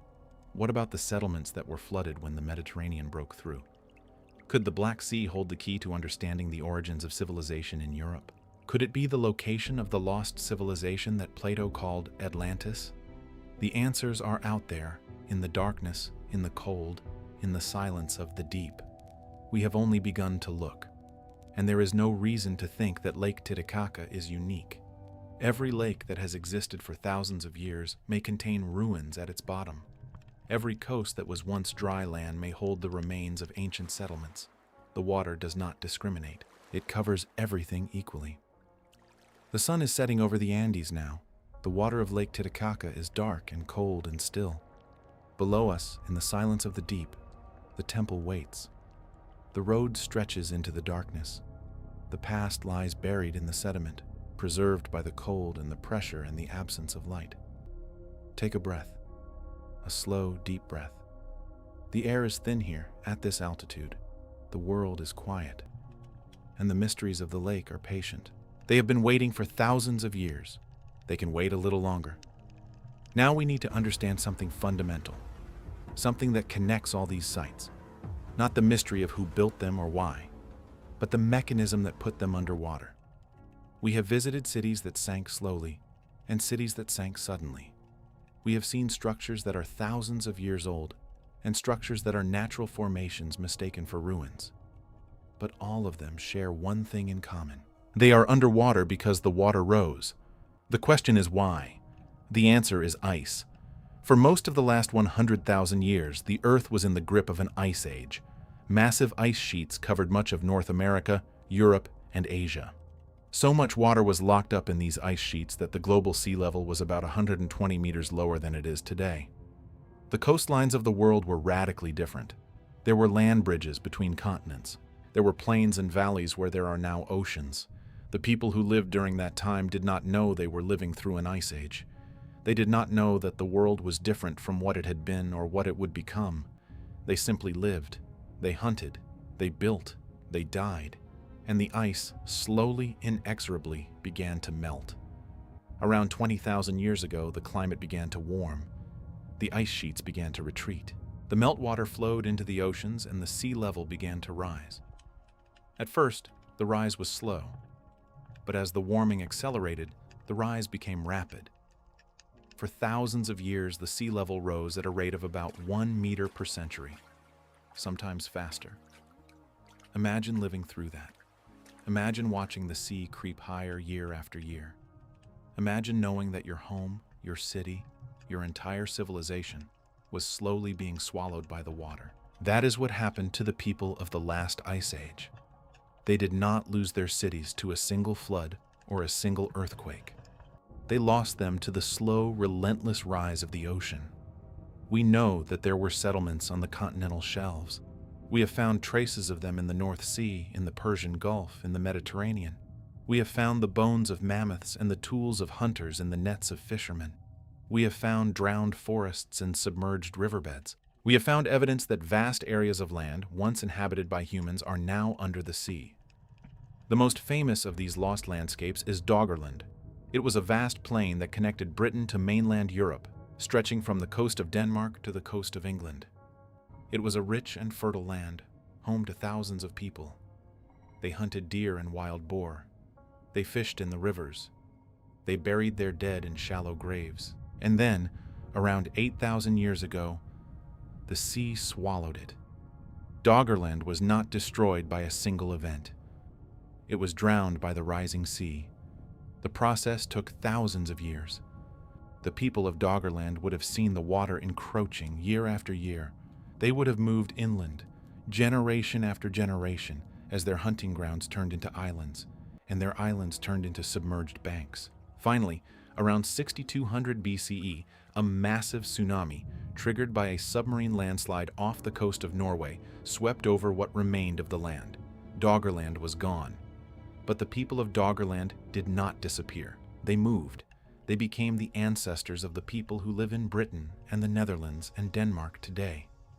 Their stories, passed down through generations, may have become the flood myths that exist in nearly every culture in the world. The story of Noah, the story of Deucalion, the story of Manu, all of them may be echoes of a real event, the drowning of a world. The same process happened everywhere. The Persian Gulf was a fertile valley before the sea flooded it around 8,000 years ago. The Black Sea was a freshwater lake before the Mediterranean broke through and turned it into a saltwater sea. The Sunda Shelf, which connected the islands of Indonesia to mainland Asia, was a vast lowland plain before the water rose. All of these places were inhabited. All of them contain ruins that we have not yet found. The archaeologists estimate that there could be thousands of submerged settlements around the world waiting to be discovered, and this is the true mystery of underwater ruins. Not whether they exist, but how many, and where, and what they will tell us about the people who built them. The field of continental shelf archaeology is still in its infancy. The technology needed to explore underwater sites has only become available in the last few decades. Sonar mapping, remote sensing, robotic submersibles, advanced diving techniques. All of these are relatively new, and every year the technology improves. The methods used to find and study submerged ruins are fascinating in their own right. They combine cutting-edge technology with meticulous manual work. They require the collaboration of geologists, archaeologists, oceanographers, and engineers.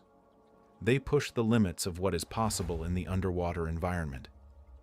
The first step in finding a submerged ruin is typically a sonar survey. A ship tows a sonar device behind it, sending sound waves down to the seafloor and measuring how they bounce back. The data is processed to create a map of the seabed, showing its contours and features. This is how most of the sites we have visited tonight were first identified. A sonar operator noticed something unusual on the map, something regular and geometric, something that did not look natural. Once a potential site is identified, the next step is a closer inspection. This is done using remotely operated vehicles, or ROVs. These are robotic submarines equipped with cameras, lights, and manipulator arms. They are lowered from a ship and guided by a pilot on the surface. The ROV can fly over the site, recording video and taking photographs. It can collect samples of rock and sediment. It can measure the depth and the temperature and the salinity of the water. It can provide the first real look at a site that no human has ever seen. If the site is shallow enough, human divers can be used. But diving at depths below 30 meters requires specialized training and equipment. The pressure of the water at those depths can be dangerous. Divers must breathe special gas mixtures and descend slowly to avoid decompression sickness. The time they can spend on the bottom is limited. Every minute counts. When archaeologists finally reach a submerged site, the work is painstaking. The site must be mapped in detail. A grid is laid out on the seabed, and each square is photographed and documented. Artifacts are carefully collected and brought to the surface. Their location is recorded with precision. The sediment is sifted for smaller objects. It is archaeology but underwater, slower, more difficult, more dangerous, but the rewards are immense. The artifacts recovered from submerged sites are often better preserved than anything found on land. The water protects them from the elements. The sediment covers them and keeps them safe. Objects that would have decayed in the air or been crushed by the weight of the earth above them can survive for millennia underwater. And the information that these artifacts provide is unique. Submerged sites are time capsules. They preserve a moment in time, frozen by the water that flooded them. They show us how people lived at the exact moment when the sea rose and changed their world forever. This is why underwater archaeology matters. It is not just about finding lost cities. It is about understanding the human experience in a time of environmental change. It is about learning how our ancestors adapted to a world that was transforming around them. It is about seeing, in the ruins beneath the waves, a reflection of our own future. The technology continues to improve. New sonar systems can map the seafloor with resolution measured in centimeters. New ROVs can operate at depths of thousands of meters. New diving techniques allow archaeologists to work deeper and longer than ever before. And new analytical methods, from DNA sequencing to isotopic analysis, can extract information from artifacts that would have been unimaginable a generation ago. Every year, the pace of discovery accelerates. Every year, new sites are found. Every year, our understanding of the submerged past grows richer and more complex. And yet, the ocean is vast. The continental shelves cover an area of over 27 million square kilometers. Only a tiny fraction of that area has been surveyed for archaeological sites. The number of known submerged settlements is in the dozens. The number that must exist is in the thousands. The future of underwater archaeology is bright. And it is also daunting. There is so much to discover, so much to learn, so much to understand. We need better technology. We need more funding. We need more trained archaeologists. We need more expeditions. And we need more time. Because the ocean is not getting any easier to explore. The sea level is rising. The climate is changing. The sediments are shifting. The ruins that have survived for thousands of years may not survive forever. There is a sense of urgency in underwater archaeology, a feeling that we are racing against time, that the secrets of the deep are being lost even as we try to uncover them, that the past is slipping away from us. But there is also a sense of possibility. Every dive could be the one that changes everything. Every survey could reveal a new city, Every expedition could rewrite the history books. We are living in a golden age of discovery. And the best is yet to come. Take a breath. Let the significance of this moment settle into your mind. We are the first generation in human history with the technology to truly explore the submerged world. We are the ones who will find the cities that have been lost for millennia. We are the ones who will tell the stories of the people who lived there. What will we find? What stories will we tell? The answers are out there, in the darkness, in the silence, beneath the waves. Let us consider for a moment some of the lesser-known submerged sites, the ones that do not make the headlines, the ones that are still waiting for their moment of discovery. Off the coast of Sardinia in the Mediterranean, there are likely submerged structures built by the same Nuragic civilization that created the giants of Monte Prama, the massive stone statues found on land near Cabras. The statues date to around 1000 BCE, but archaeologists believe the Nuragic people also built coastal settlements that are now underwater. The sea level around Sardinia has risen significantly since the Bronze Age, and it is likely that Nuragic structures lie beneath the waves, waiting to be explored. Off the coast of Egypt, near the city of Alexandria, there are the ruins of the ancient lighthouse of Pharos, one of the 7 wonders of the ancient world. The lighthouse collapsed in the 14th century CE, and its remains lie scattered on the seafloor. Divers can swim among the massive stone blocks, some weighing over 50 tons, that once formed the structure that guided ships into the harbor of Alexandria for over 1,000 years. In the waters off the coast of Sicily, near the city of Syracuse, there is the submerged remains of the ancient Greek city of Ortygia. The city was built on an island that was connected to the mainland by a causeway. Over the centuries, the sea level rose and the island began to sink. Today, parts of the ancient city are underwater, including the foundations of temples and the remains of harbor works. In the Adriatic Sea, off the coast of Croatia, there is the submerged Roman city of Iadera, now the modern city of Zadar. The Roman ruins extend beneath the water, where ancient streets and buildings have been preserved in the sediment. Archaeologists have found mosaics, columns, and the remains of a Roman forum underwater. In the waters off the coast of Turkey, near the city of Ephesus, there is the submerged remains of the ancient harbor. Ephesus was once a major port city, but the harbor silted up over the centuries, and the city was abandoned. The harbor works, including the massive stone breakwaters, are still visible beneath the water. In the Sea of Galilee, in Israel, archaeologists discovered a submerged structure in 2003. It is a massive cone-shaped pile of stones, about 10 meters tall and 70 meters in diameter, weighing an estimated 60,000 tons. The structure dates to around 5000 BCE, making it older than the pyramids. Its purpose is unknown. It may have been a burial monument, a ceremonial center, or a marker for fishing. The structure is completely underwater now, but it was built on land before the sea level rose. In the waters off the coast of Japan, near the island of Okinawa, there are reports of other submerged structures besides the Yonaguni Monument. There is the Karama Pyramid, a step-like formation off the coast of Karama Island. There is the Chatan Ruins, a series of stone blocks arranged in a line off the coast of Chatan. There is the Miyako Island structure, a large rectangular formation with straight walls and right angles. All of these are debated. All of them may be natural, but the pattern is suggestive. There are too many of them in too small an area for all of them to be coincidences. And then there are the sites that have been found but not yet explored, the sonar anomalies, the shapes on the seafloor that do not match the surrounding geology, the patterns that look like they were made by human hands. They are everywhere. In the Baltic Sea, in the Caribbean, in the South China Sea, in the waters off the coast of South America. Every sonar survey of the continental shelf reveals new mysteries, new shapes that need to be investigated, new possibilities that need to be explored. The ocean floor is covered with the remains of the past. Some of those remains are geological, some are biological, and some, we are learning, are archaeological. The line between them is not always clear, but the more we look, the more we find.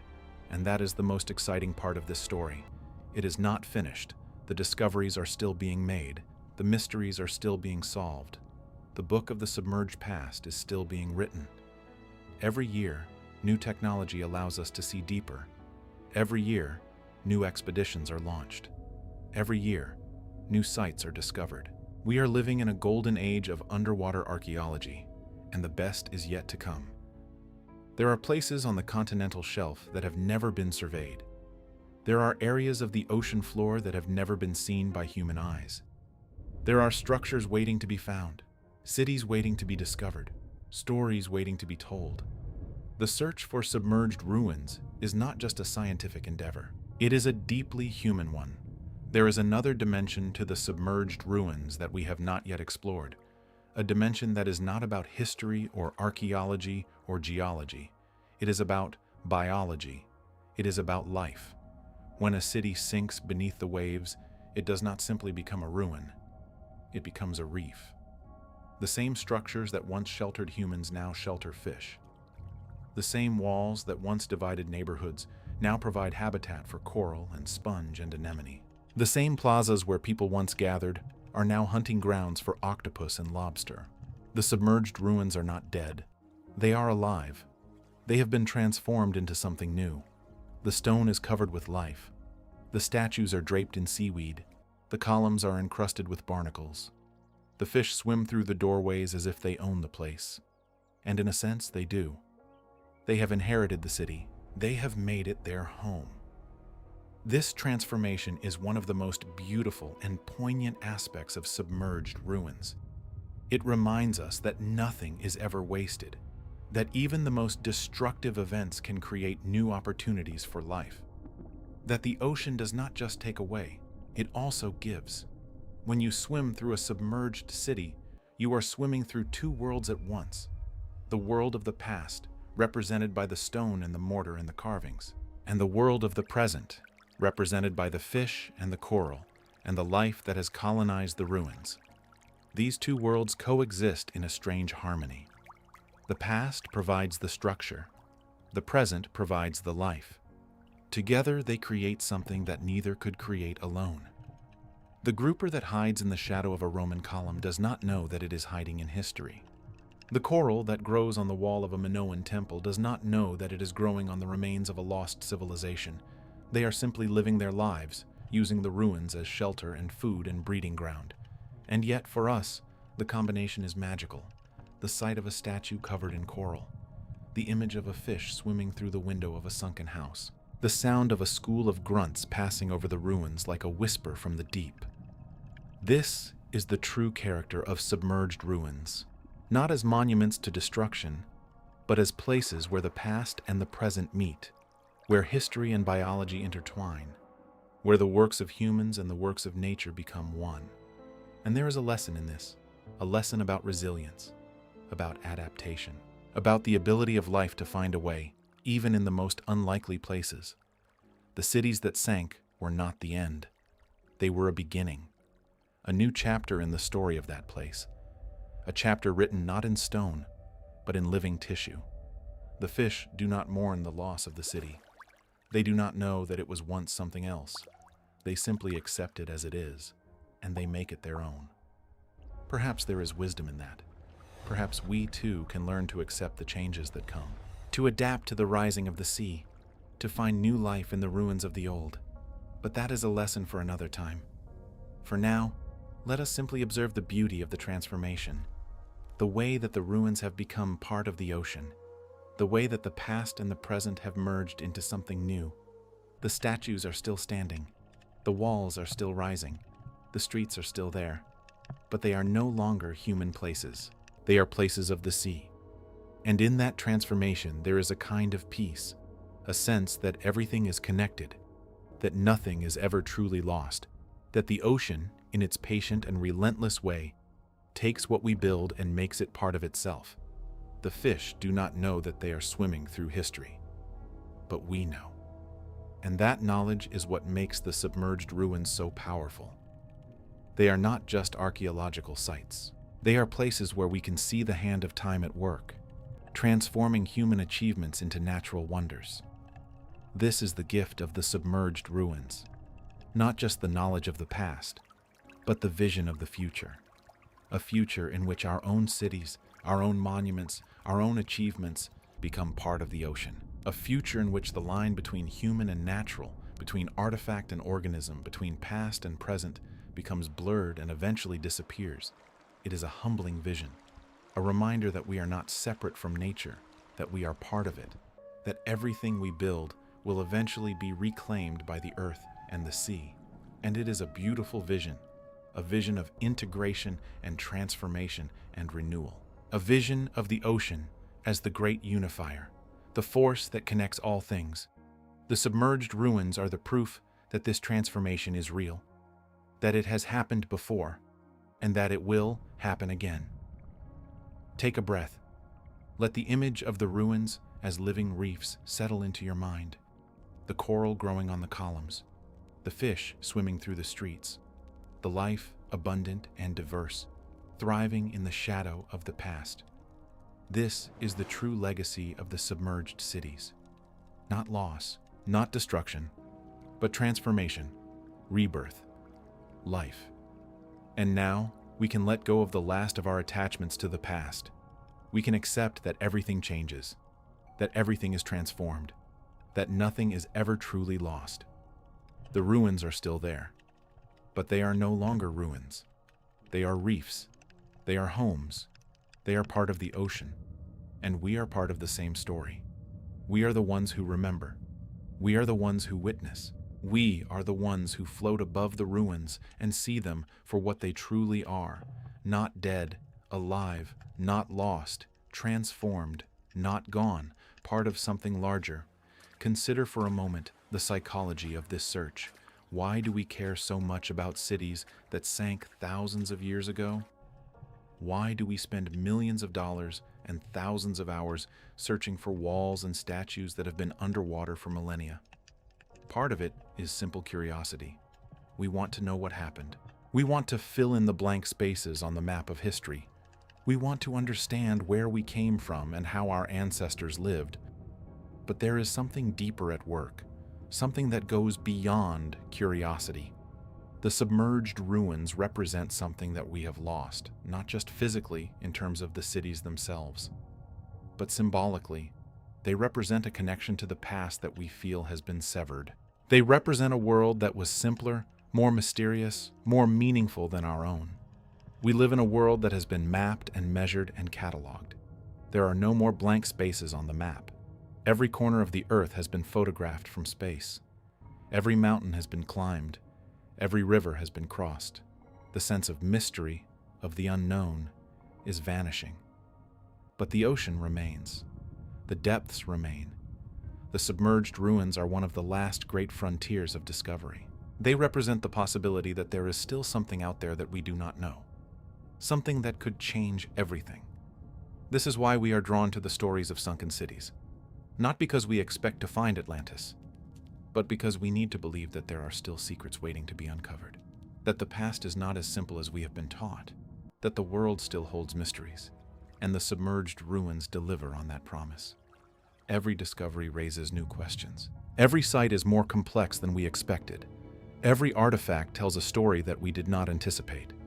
The Yonaguni Monument is still debated, decades after its discovery. The date of the Gulf of Combat site is still uncertain. The purpose of the Bimini Road is still unknown. The location of Atlantis is still a mystery. The submerged ruins do not give up their secrets easily. They force us to question our assumptions. They remind us that the past is not a closed book. It is an open question, and the answer is always changing. There is a certain comfort in this, in knowing that the world is still mysterious, in knowing that there are still things that we do not understand, in knowing that the search for knowledge is never complete. The submerged ruins are a reminder that we are not omniscient, that we are still learning, that the story of humanity is still being written, and that is a wonderful thing. Because as long as there are mysteries, there will be explorers. As long as there are questions, there will be seekers. As long as there are ruins beneath the waves, there will be those who dive down to find them. The search continues. It will never end. Because the ocean is vast, the past is deep, and the human desire to know is infinite. We are part of that search. Every time we learn about a submerged city, every time we wonder about a structure on the seafloor, every time we ask what lies beneath, we are continuing the search. And the search is what gives meaning to the mystery, not the answer. not the discovery, but the act of seeking itself. Tonight, we have been seekers. We have traveled to the edges of the known world and looked beyond. We have visited places that most people will never see. We have touched the edges of mysteries that may never be solved. And in doing so, we have become part of the story of humanity's quest to understand its past, the story of the cities that sank and the people who built them, the story of the ocean that holds the secrets of time. We are not just observers of this story, we are participants. Our curiosity, our wonder, our desire to know, are the forces that drive the search forward. Without us, the ruins would remain unseen, the stories would remain untold, the past would remain silent. But we are here. We are watching. We are listening. We are remembering. And that makes all the difference. Take a breath now. A slow, deep breath. Feel the weight of the water pressing down on you. Feel the darkness wrapping around you. Feel the presence of the past, vast and deep and patient, waiting beneath the waves. You are part of the story now. You have seen the ruins. You have heard the stories. You have remembered. And the story will continue, long after you have closed your eyes and drifted into sleep. The search for submerged ruins is not just a scientific endeavor. It is a deeply human one. We are drawn to the idea of lost worlds because they speak to something within us. A sense that the past is not as simple as we have been taught. A feeling that there is more to the story. A hope that we might discover something that changes everything. This is why the stories of sunken cities appear in cultures all over the world. Not because they are all true in a literal sense, but because they express a universal human experience. The experience of loss, the experience of change, the experience of watching the world transform, and knowing that nothing will ever be the same. The flood myth is one of the most widespread and persistent stories in human culture. It appears in the Bible, in the Epic of Gilgamesh, in Hindu mythology, in Chinese mythology, in the stories of Native American tribes, in the traditions of African peoples. Nearly every culture has a story about a great flood that destroyed the world. For a long time, scholars dismissed these stories as myths. They thought they were allegories or moral lessons. But the evidence from underwater archaeology suggests that they may be based on real events. The flooding of the Black Sea around 5600 BCE, the melting of the ice sheets and the rise of the sea level, the catastrophic tsunamis that followed volcanic eruptions and earthquakes. All of these events would have been witnessed by human beings. All of them would have been remembered and passed down through generations. The flood myths are not just stories. They are memories, distorted by time, embellished by retelling, but rooted in real events. Events that changed the world and the lives of everyone who lived through them. And the submerged ruins are the physical evidence of those events. They are the proof that the flood myths are not just fantasies. They are the remains of the worlds that were lost. When we look at the submerged cities, we are looking at the reality behind the myths. We are seeing the places that the flood myths describe. We are touching the stones that were built by the people who lived through the rising of the sea. And in that contact, we are connecting with something ancient and profound. A shared human experience that spans thousands of years. The experience of living in a world that is changing. The experience of losing everything and starting again. The people of the submerged cities were not so different from us. They faced the same challenges. They felt the same fears. They hoped the same hopes. And when the sea rose and their cities sank, they did not give up. They moved. They adapted. They rebuilt. This is the lesson of the submerged ruins. Not that civilizations fall, but that they endure. Not that the past is lost, but that it is preserved. Not that the sea takes everything, but that it gives back in time the things that were taken. The ruins beneath the waves are not monuments to destruction. They are monuments to survival. They are proof that even when everything seems lost, something remains. A wall, a column, a statue, a story. And as long as there are people who remember, the story continues. We are those people. We are the ones who remember. We are the ones who dive down into the darkness and bring the stories back into the light. We are the ones who keep the past alive. And tonight, we have done that. We have remembered the lost cities. We have honored their people. We have connected with something larger than ourselves. The experience will stay with us, even after we forget the details. The feeling of floating above a city that has not seen sunlight in thousands of years. The sense of connection to the people who built it. The knowledge that we are part of a story that is still unfolding. The ruins beneath the waves are still there. They are waiting. They are patient. They are eternal. And we, the dreamers, the seekers, the ones who wonder what lies beneath, will continue to search for them. We will continue to dive. We will continue to remember. We will continue to tell their stories, because that is what humans do. We tell stories. We remember. We keep the past alive. And as long as we do, the lost cities will never truly be lost. They will be found. They will be remembered. They will be part of us. Now let us take one more slow breath together. Let the rhythm of the water carry you. Let the images of the ruins drift through your mind one last time. The terraces of Yonaguni rising out of the sand like a staircase to nowhere.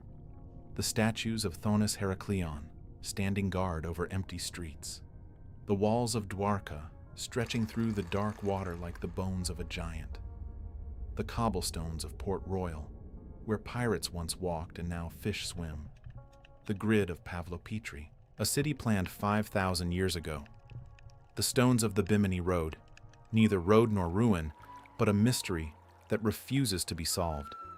The pyramids of Cuba, waiting in the deep for someone to come and explore them.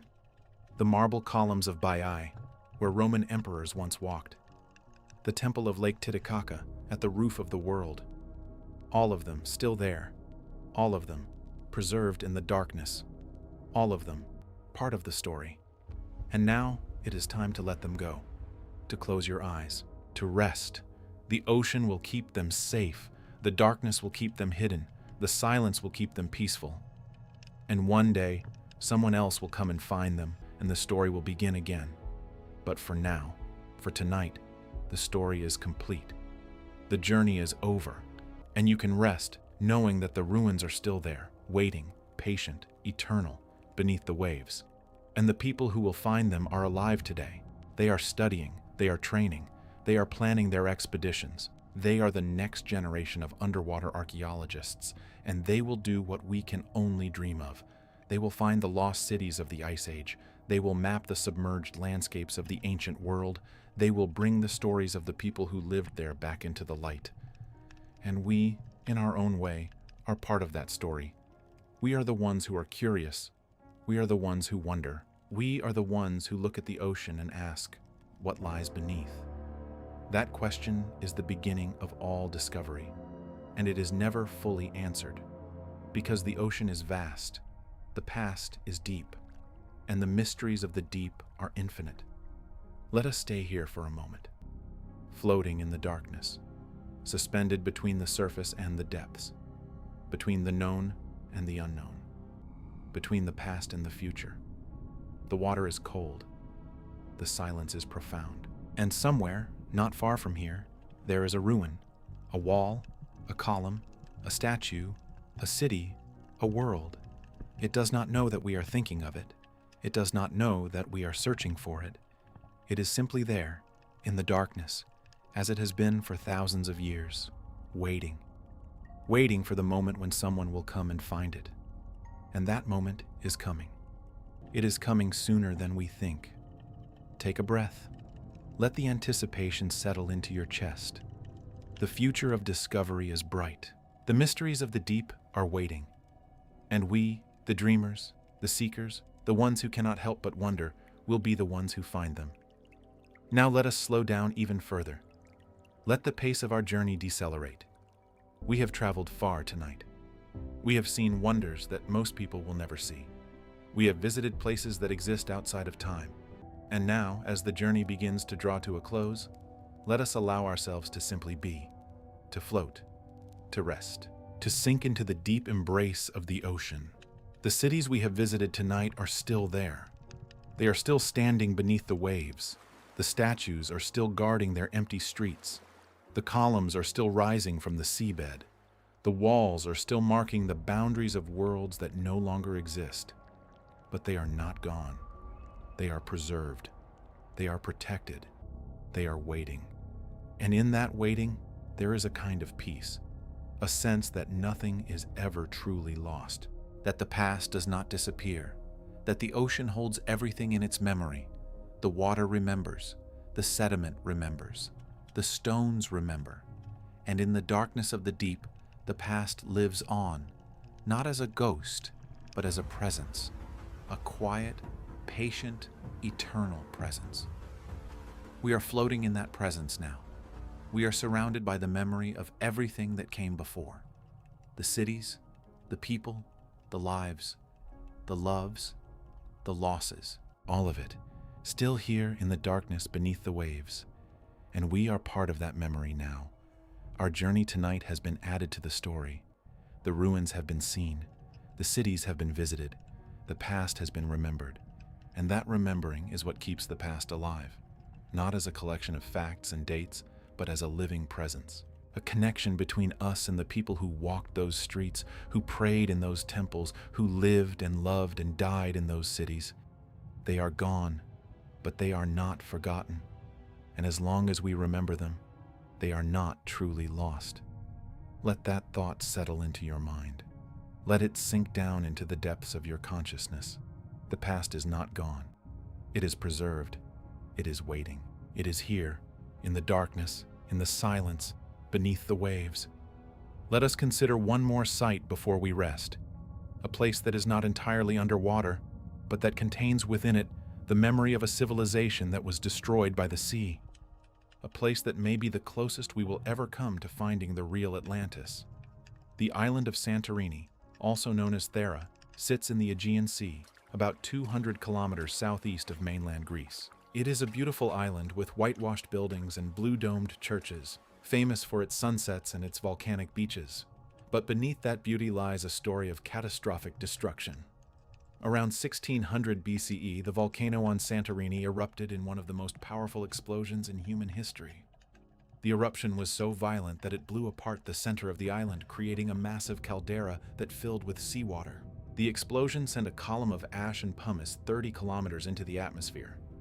The ashfall blanketed the eastern Mediterranean, reaching as far as Egypt and Turkey. The eruption generated tsunamis that swept across the Aegean, devastating the coasts of Crete and the other Greek islands. The Minoan civilization, which flourished on the island of Crete, was the dominant power in the region at the time. The Minoans were a sophisticated people. They built magnificent palaces like Knossos and Phaistos. They had a writing system called Linear A that has never been fully deciphered. They traded with Egypt and the Near East. They were, in many ways, the first great civilization of Europe. The eruption of Santorini destroyed the Minoan civilization. The tsunamis wiped out their coastal settlements. The ashfall ruined their crops. The economic and social disruption was so severe that the Minoans never recovered. Within a few generations, their civilization collapsed, and they were replaced by the Mycenaean Greeks. The eruption of Santorini was one of the defining events of the ancient world. It was a catastrophe that changed the course of history, and it may have been the inspiration for the story of Atlantis. The parallels are striking. Both Atlantis and the Minoan civilization were powerful maritime civilizations that were destroyed in a single day and night by catastrophic earthquakes and floods. Both were located on islands that were swallowed by the sea. Both were described as having advanced technology and wealth beyond imagination. We cannot say for certain that the Minoans were the inspiration for Atlantis. The timing is problematic. Plato wrote about Atlantis around 360 BCE, nearly 1,500 years after the eruption of Santorini. It is a long time for an oral tradition to survive, but it is not impossible. The Greeks remembered the eruption. They wrote about it. It was part of their cultural memory, and the site itself is still there. The caldera of Santorini is a breathtaking sight. The cliffs rise hundreds of meters above the sea, layered with the evidence of countless eruptions. The town of Akrotiri, a Minoan settlement that was buried by the ash, has been excavated and preserved. It is a Pompeii of the Aegean, a snapshot of life before the catastrophe. The ruins of Akrotiri are not underwater. They are on land, buried under meters of volcanic ash. But the city that they represent was destroyed by the sea. The tsunamis that followed the eruption would have overwhelmed the coastal settlements. The ships that were the foundation of Minoan power would have been smashed. The harbors would have been destroyed. The civilization that had thrived for centuries was, in a single day, reduced to rubble. The story of Santorini is a story of destruction, but it is also a story of preservation. The ash that buried Akrotiri also protected it. The buildings are still standing, the frescoes are still vivid, the pottery is still intact. It is one of the most important archaeological sites in the world, and it is a reminder that the past is never fully lost. It is buried, it is waiting, and one day it will be found again. We have traveled a great distance tonight. We have visited the cold waters of Japan and the warm waters of the Caribbean. We have explored the depths of the Mediterranean and the heights of Lake Titicaca. We have seen cities that sank slowly and cities that sank suddenly. We have seen structures that were built by human hands and structures that only look like they were built. We have traced the outlines of lost civilizations in the sediment of the seafloor. And through all of this, one thing has become clear. The ocean is not empty. It is full. Full of history. Full of memory. Full of the quiet presence of everything that came before. The ruins beneath the waves are not just archaeological sites. They are monuments to the impermanence of human achievement. They are reminders that everything we build will one day be reclaimed by the earth. They are invitations to reflect on our own place in the vast arc of time. When we look at a submerged city, we are looking at ourselves. We are seeing what will happen to our own cities, our own monuments, our own civilizations. The same forces that destroyed Thonis Heracleion and Port Royal and Pavlopetri are still at work. The sea is still rising. The ground is still shifting. The climate is still changing. And we are still building on the coast. There is a lesson in the submerged ruins. It is not a lesson about the past. It is a lesson about the present, a lesson about the choices we make, a lesson about the future we are creating. The cities that sank did so because they were built too close to the water. They were built on ground that could not hold.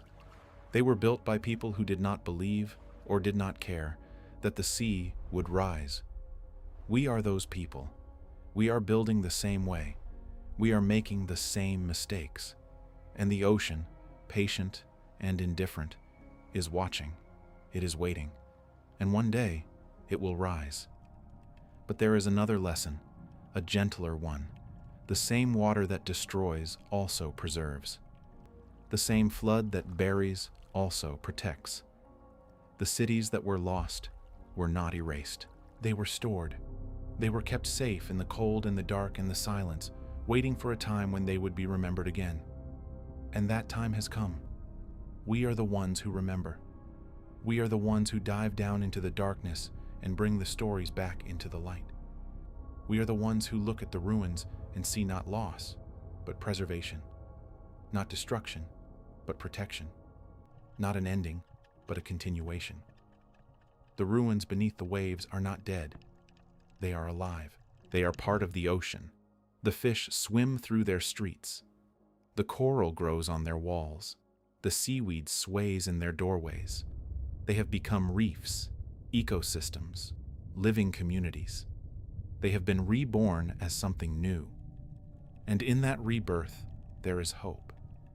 The hope that even when our cities sink, even when our civilizations fall, something will remain. Something will survive. Something will be preserved. And one day, thousands of years from now, some other creature, some other intelligence will find our ruins and wonder about us.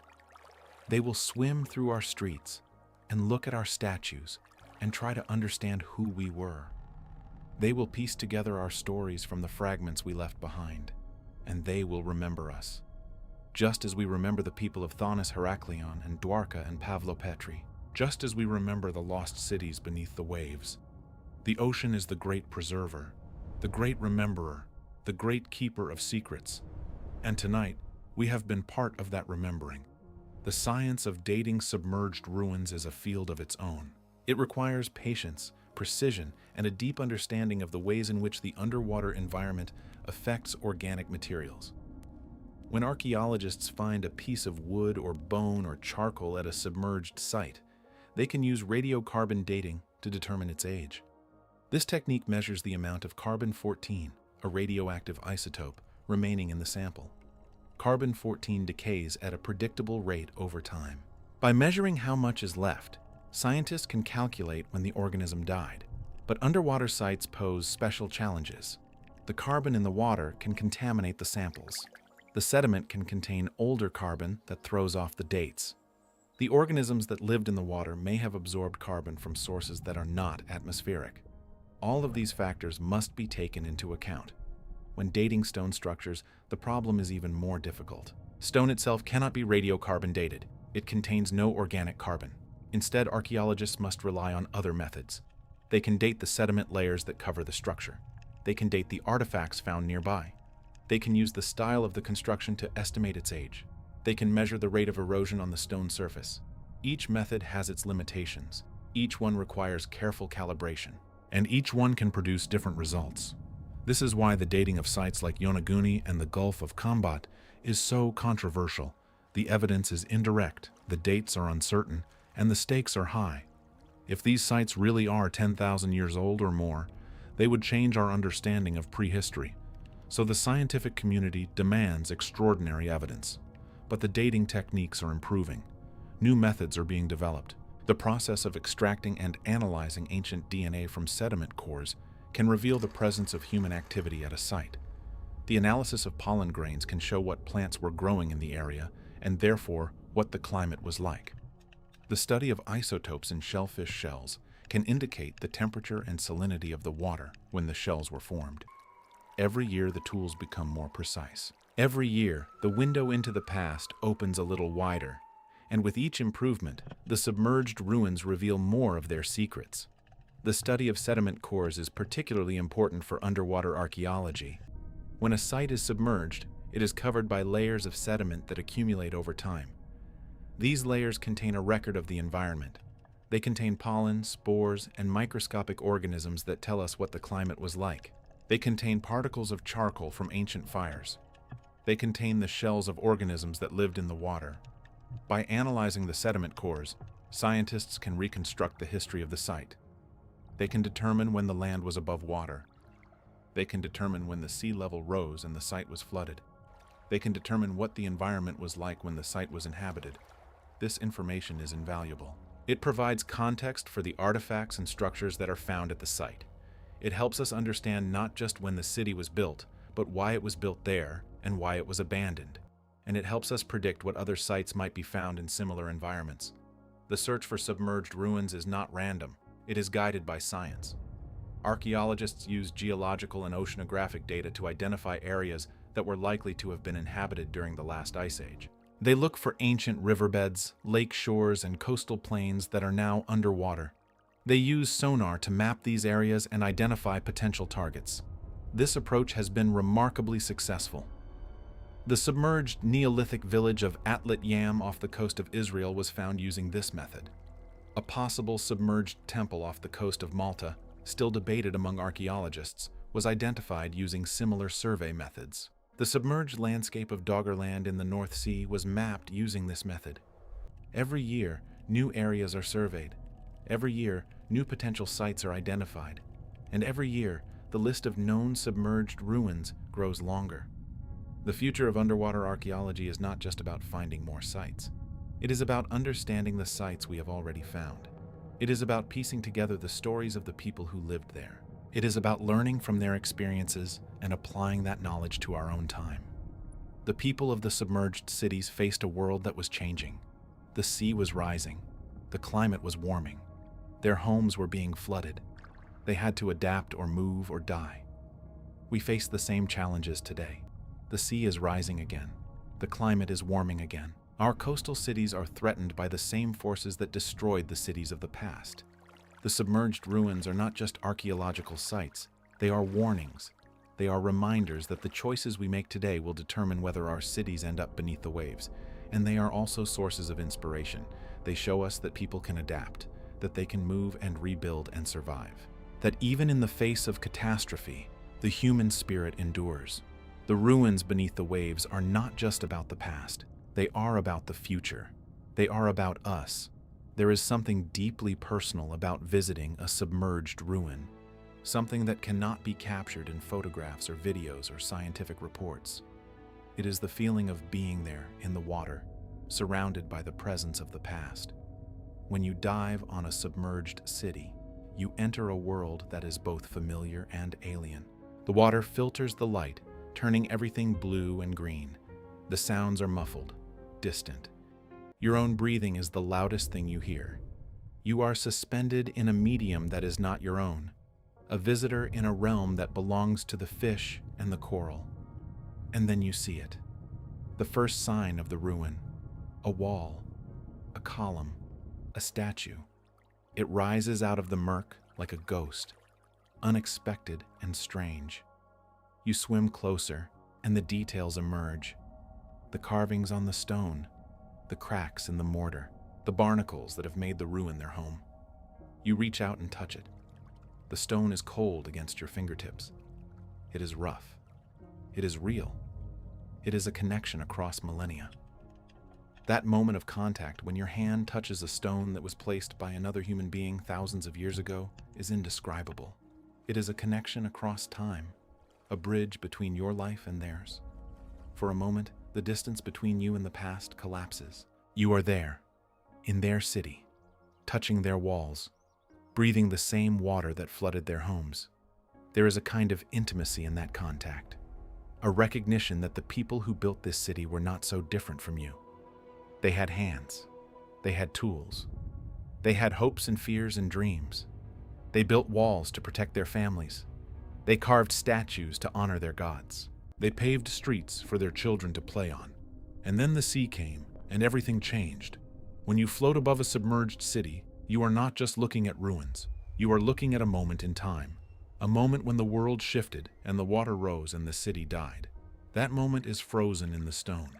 It is preserved in the sediment. It is there in the silence, waiting for someone to witness it.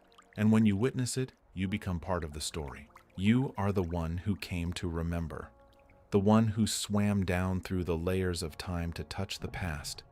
The one who kept the memory alive. This is why we dive on submerged ruins. Not for the science, not for the artifacts, not for the headlines. We dive because we need to remember. We need to connect. We need to know that we are not alone in time. The ruins beneath the waves are proof that others came before us. Others who built cities and raised families and faced challenges we can barely imagine. They are proof that civilization is fragile, that the sea is patient, that time is vast. And they are proof that even when everything is lost, something remains. A wall, a column, a statue, a story. We are the storytellers. We are the ones who dive down into the darkness and bring the stories back into the light. We are the ones who remember. And as long as we remember, the past is not dead. It is alive. It is present. It is part of us. The ruins beneath the waves are not just sites. They are sanctuaries, places where the past is preserved and protected. Places where we can go to feel the weight of time and the presence of those who came before.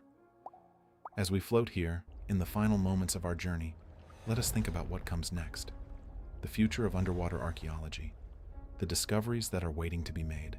The stories that have not yet been told. In the waters off the coast of Israel, archaeologists are preparing to explore a submerged Neolithic village that lies at a depth of 40 meters. The site, which dates to around 7000 BCE, is one of the oldest known submerged settlements in the world. The team plans to use advanced robotic technology to map the site in unprecedented detail and to recover artifacts that may reveal how the inhabitants lived and why they abandoned their homes. In the North Sea, a major project is underway to map the submerged landscape of Doggerland. Using seismic data and sediment cores, scientists are reconstructing the topography of this lost world. They are identifying ancient riverbeds, estuaries, and coastlines. They are pinpointing areas where prehistoric settlements are most likely to be found. Within the next decade, they hope to send robotic vehicles to explore these targets directly. In the Mediterranean, off the coast of Greece, a new survey of the waters around the island of Crete is revealing evidence of Minoan harbors and coastal settlements that are now underwater. The survey uses side-scan sonar and sub-bottom profiling to identify structures buried beneath the seabed. The results suggest that the Minoans built extensive harbor works that were destroyed by the tsunami generated by the eruption of Santorini. In the Black Sea, a team of marine archaeologists is planning an expedition to explore the deep anoxic waters of the basin. They believe that the conditions in the Black Sea could preserve organic materials for thousands of years. They hope to find wooden ships, leather goods, even human remains, in a state of preservation that would be impossible anywhere else in the world. And in the waters of the Pacific, off the coast of Japan, the debate over the Yonaguni Monument continues. New dives are being planned. New surveys are being conducted. The mystery remains unsolved. These are just a few of the projects that are underway right now. There are dozens more. The field of underwater archaeology is growing rapidly. Every year, new technology becomes available. Every year, new discoveries are made. Every year, our understanding of the submerged past becomes richer and more complex. The future of underwater archaeology is bright, but it is also urgent. The same forces that submerged these cities are still at work. The sea is still rising. The sediment is still accumulating. The climate is still changing. The ruins that have survived for thousands of years may not survive forever. There is a race against time to explore and document the submerged ruins before they are destroyed by the same forces that preserved them. The ocean is not a static museum. It is a dynamic environment. The currents erode. The sediment shifts. The organisms that colonize the ruins can also damage them. The window of opportunity for studying these sites may be closing, but we are not powerless. We have the technology. We have the knowledge. We have the will. What we need is the resources, the funding, the support, the recognition that the submerged ruins are not just curiosities. They are a crucial part of our shared human heritage. Every submerged city that is explored adds to our understanding of the past. Every artifact that is recovered tells a story. Every site that is documented becomes part of the record of human civilization. The ocean is the largest museum on Earth. It holds more history than all the museums on land combined. Every submerged city, every shipwreck, every artifact that lies on the seabed is a piece of the story of humanity. And we have only begun to explore it. We have only begun to read its shelves. The next decade will be a golden age of underwater discovery. New technologies will allow us to explore deeper, see more clearly, and understand more completely than ever before. The submerged ruins will reveal their secrets. The lost cities will be found. The stories will be told. And we, the dreamers, the seekers, the ones who cannot help but wonder what lies beneath, will be part of that discovery. Even if we never dive ourselves, even if we never see the ruins with our own eyes, the knowledge that they are there, that they are being explored, that their stories are being told, is enough. We are connected to the submerged ruins by more than just curiosity. We are connected by history, by heritage, by the shared experience of being human in a world that is constantly changing. The people who built the submerged cities were not so different from us. They faced the same challenges. They felt the same fears. They hoped the same hopes. And when the sea rose and their cities sank, they did not give up. They moved, they adapted, they rebuilt. Their ruins are proof that survival is possible, that even in the face of catastrophe, the human spirit endures. And that is the most important lesson of all. There is a paradox at the heart of underwater archaeology. The same water that preserves the ruins also threatens them. The same conditions that keep organic materials intact for thousands of years can also destroy them in a single season of change. As the global climate warms, the oceans are changing. The temperature is rising.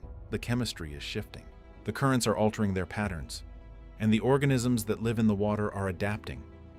Some of these changes pose a direct threat to submerged ruins.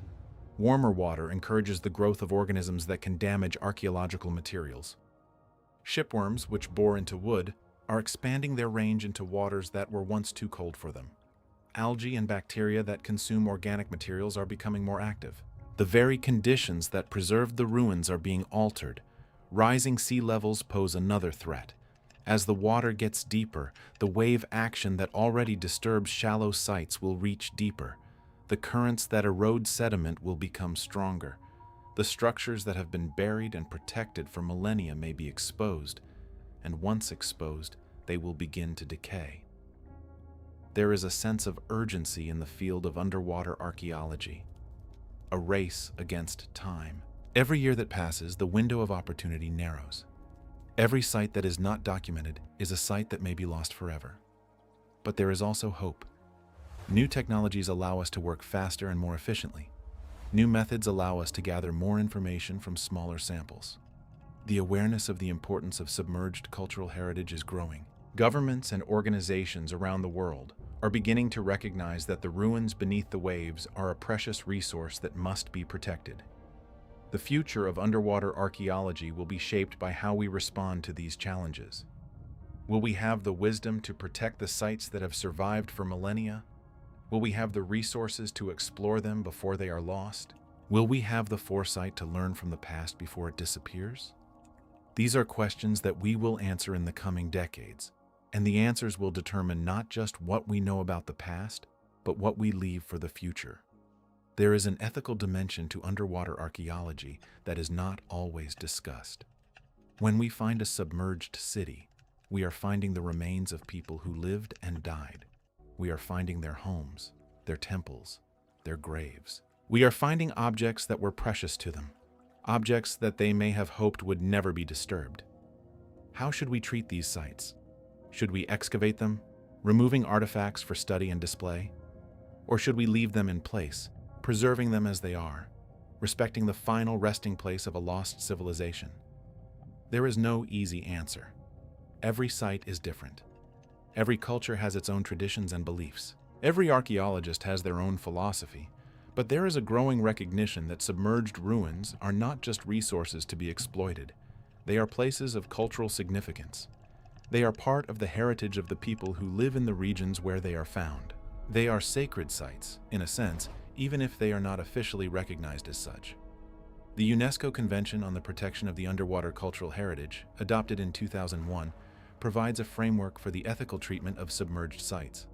It encourages preservation in situ, meaning that sites should be left where they are and protected, rather than excavated and removed. It recognizes that underwater cultural heritage is an integral part of the cultural heritage of humanity. It calls for cooperation between nations to protect these sites from looting and destruction. But the convention is only as strong as the commitment of the nations that sign it. And the threats to submerged sites are many. Looting, development, fishing, climate change. The ocean does not respect national boundaries. The ruins beneath the waves are vulnerable, and they are not always protected. This is why public awareness is so important. The more people know about the submerged ruins, the more they care about them. The more they care, the more pressure there is to protect them. The more protection, the more likely they are to survive for future generations. Tonight, by taking this journey, you have become part of that awareness. You have seen what lies beneath. You have understood its value. You have cared. And that caring makes a difference. There is something about submerged ruins that changes the way we perceive time. When we stand on land and look at an ancient structure, we are separated from it by the air, by the noise, by the busyness of the modern world. But when we dive down to a submerged ruin, we enter a different dimension. The water surrounds us, the silence envelops us, the light fades. We are no longer entirely in our world. We are in the world of the past. In that world, time moves differently. A century feels like a day. A millennium feels like a year. The ruins that have been underwater for thousands of years seem not old at all. They seem timeless. They seem as if they have always been there and will always be there. This is one of the great gifts of the submerged ruins. They give us a perspective that we cannot get anywhere else. They show us that our own lives and concerns are just a moment in a vast and ongoing story. the ocean does not measure time the way we do. The ocean measures time in cycles of ice and heat, in the slow drift of continents, in the rise and fall of the sea. And in that vast timescale, the cities that sank are not simply tragedies. They are chapters in a story that is still being written. We are part of that story. Our own cities will be chapters too. And one day, far in the future, someone will dive down through the water and find our ruins and wonder about us. What will they think? What will they feel? Will they see us as we see the people of the lost cities? With wonder, with respect, with a sense of connection across the vast span of time. We cannot know what they will think or feel, but we can hope that they will see us with the same wonder with which we see the people of the lost cities. And we can act in ways that honor that hope. We can protect the ruins that remain. We can explore with respect. We can remember with gratitude. One of the most remarkable aspects of submerged ruins is the condition in which certain materials survive. In the oxygen-poor waters of the Baltic Sea, wooden shipwrecks from the 14th century have been found with their hulls intact, the planks still held together by iron nails that have not fully corroded. In the cold fresh water of Lake Michigan, stone tools and wooden fishing weirs dating back 9,000 years have been discovered by archaeologists working with Native American tribes, preserved by the same cold temperatures that keep the lake's water inhospitable to the organisms that would otherwise consume them. In the Mediterranean, ancient bronze statues recovered from shipwrecks emerge from the water, with their surfaces still gleaming, the patina of centuries intact. In the Black Sea, where the deep water contains no oxygen, archaeologists have found wooden ships from the Byzantine era, with their masts still standing and their rigging still coiled on the deck. The conditions in these waters are so favorable to preservation that organic materials like leather, cloth, parchment, and even food could theoretically survive for thousands of years, offering a direct window into the daily lives of ancient peoples that we simply cannot get from stone or metal alone. This is why the search for submerged ruins is so important, not just because of the structures themselves, but because of what they contain. In the sediment of a submerged city, there may be organic materials that would have decayed instantly on land. Wooden tools, woven baskets, leather sandals, the remains of the meals that people ate, the toys that their children played with, the clothes they wore and the beds they slept in. On land, these things are lost to time. They rot, they crumble, they turn to dust. But underwater, in the right conditions, they can survive. They can wait.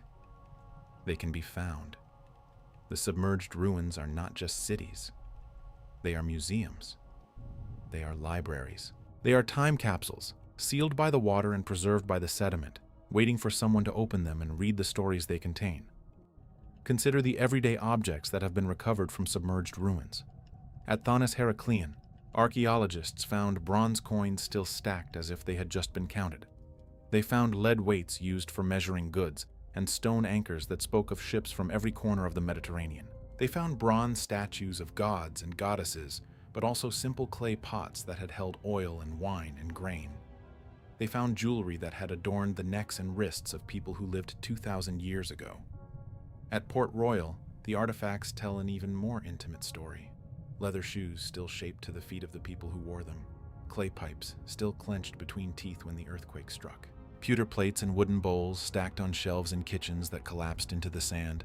Bottles of wine and beer still sealed, still containing the liquid that people were about to drink when the world ended. At Dwarka, divers found stone anchors weighing hundreds of kilograms, evidence of ships that traded with distant ports. They found pottery that had been made on a potter's wheel, its surface still bearing the fingerprints of the person who shaped it. They found the remains of walls that had stood for 4,000 years, still straight, still strong, still marking the boundaries of rooms where families had lived. These objects are not just artifacts. They are voices. They speak to us across time. They tell us that the people of the submerged cities were not so different from us. They wore shoes. They cooked meals. They traded goods. They counted money. They loved beautiful things. They prayed to their gods. They lived and they died. And they were forgotten. And now, they are remembered. Every object that is recovered from a submerged ruin is a piece of a story that we are only beginning to understand. a story that connects us to the past in a way that is both humbling and profound. And every time we open one of these time capsules, we learn something new. Each discovery adds a page to the story of who we are. Each artifact is a voice from across time, speaking to us in a language that transcends words.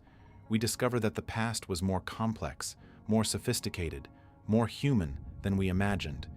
There is a certain humility that comes from studying the submerged ruins, a recognition that we are not the first to face the rising of the sea, and we will not be the last.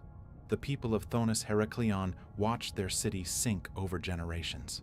The people of Port Royal felt the ground turn to liquid beneath their feet in a matter of minutes. The people of Doggerland moved inland year after year as the sea crept higher. Each of them faced the same challenge that we face today, the challenge of living on a planet that is changing. And each of them responded in the same way. They adapted, they moved, they rebuilt, they survived. The ruins they left behind are not monuments to failure. They are monuments to resilience. They are proof that even when everything is lost, something endures. We are the descendants of those survivors. Their stories are written in our genes. Their resilience is part of who we are. And when we look at the submerged ruins, we are looking at our own past, our own heritage, our own story. There is hope in that. The hope that even when our cities sink, our stories will survive. That the things we built and the lives we lived will be preserved, waiting for someone to find. That is the promise of the ocean. The promise that nothing is ever truly lost. Tonight, we have remembered. We have brought the lost cities back into the light. We have honored the people who built them. We have learned from their stories. And now it is time. Time to let go. Time to drift. Time to surrender to the deep. The cities beneath the waves are sleeping too. They have been sleeping for thousands of years. They will continue to sleep long after we are gone. But tonight, you have visited them. You have walked their streets and touched their walls and remembered their names. That remembering is a quiet kind of love, a love that asks nothing in return. And you are not alone in that love. You are connected to every person who has ever looked at the ocean and wondered what lies beneath. You are connected to the people of Thonis Heraklion, who watched their city sink, to the people of Pavlopetri, who walked streets laid out 5,000 years ago, to the people of Port Royal, who felt the ground turn to liquid beneath their feet. You are connected by the water, by the darkness, by the silence that holds them all. The people of the lost cities knew that the sea would rise. They knew their homes were temporary. They knew the ground beneath their feet could shift and sink. And yet they built. They loved. They lived. They raised children and planted gardens and told stories around fires that have long since gone cold. Their ruins teach us that every life leaves a mark, that nothing we build is ever truly wasted, that the water remembers everything, even the things we have forgotten. The sediment holds the stories. The darkness keeps them safe. And one day, someone will come and find them, and the remembering will begin again. Let the images of the ruins fade now, like ripples spreading across still water and then disappearing. Let the weight of the water carry you. Let the darkness wrap around you like the softest blanket. Let the silence fill you with peace. You are safe. You are floating. You are drifting down, down, down into the deep, into the dark, into the embrace of the ancient sea. The ruins will still be there tomorrow. The walls of Yonaguni, the statues of Thonis Heraklion, the streets of Pavlopetri, the cobblestones of Port Royal, all of them still there beneath the waves. But you do not need to watch over them. They are part of the ocean now. The ocean is eternal, and tonight you have seen them. You have visited them in the quiet space between waking and sleeping. You have walked through cities that have not known sunlight in millennia. You have touched the stones that other hands placed long ago. You have been a witness to the deep past, and that is enough. Close your eyes now. Let the deep hold you in its ancient embrace. Sleep well. Dream of the cities beneath the waves.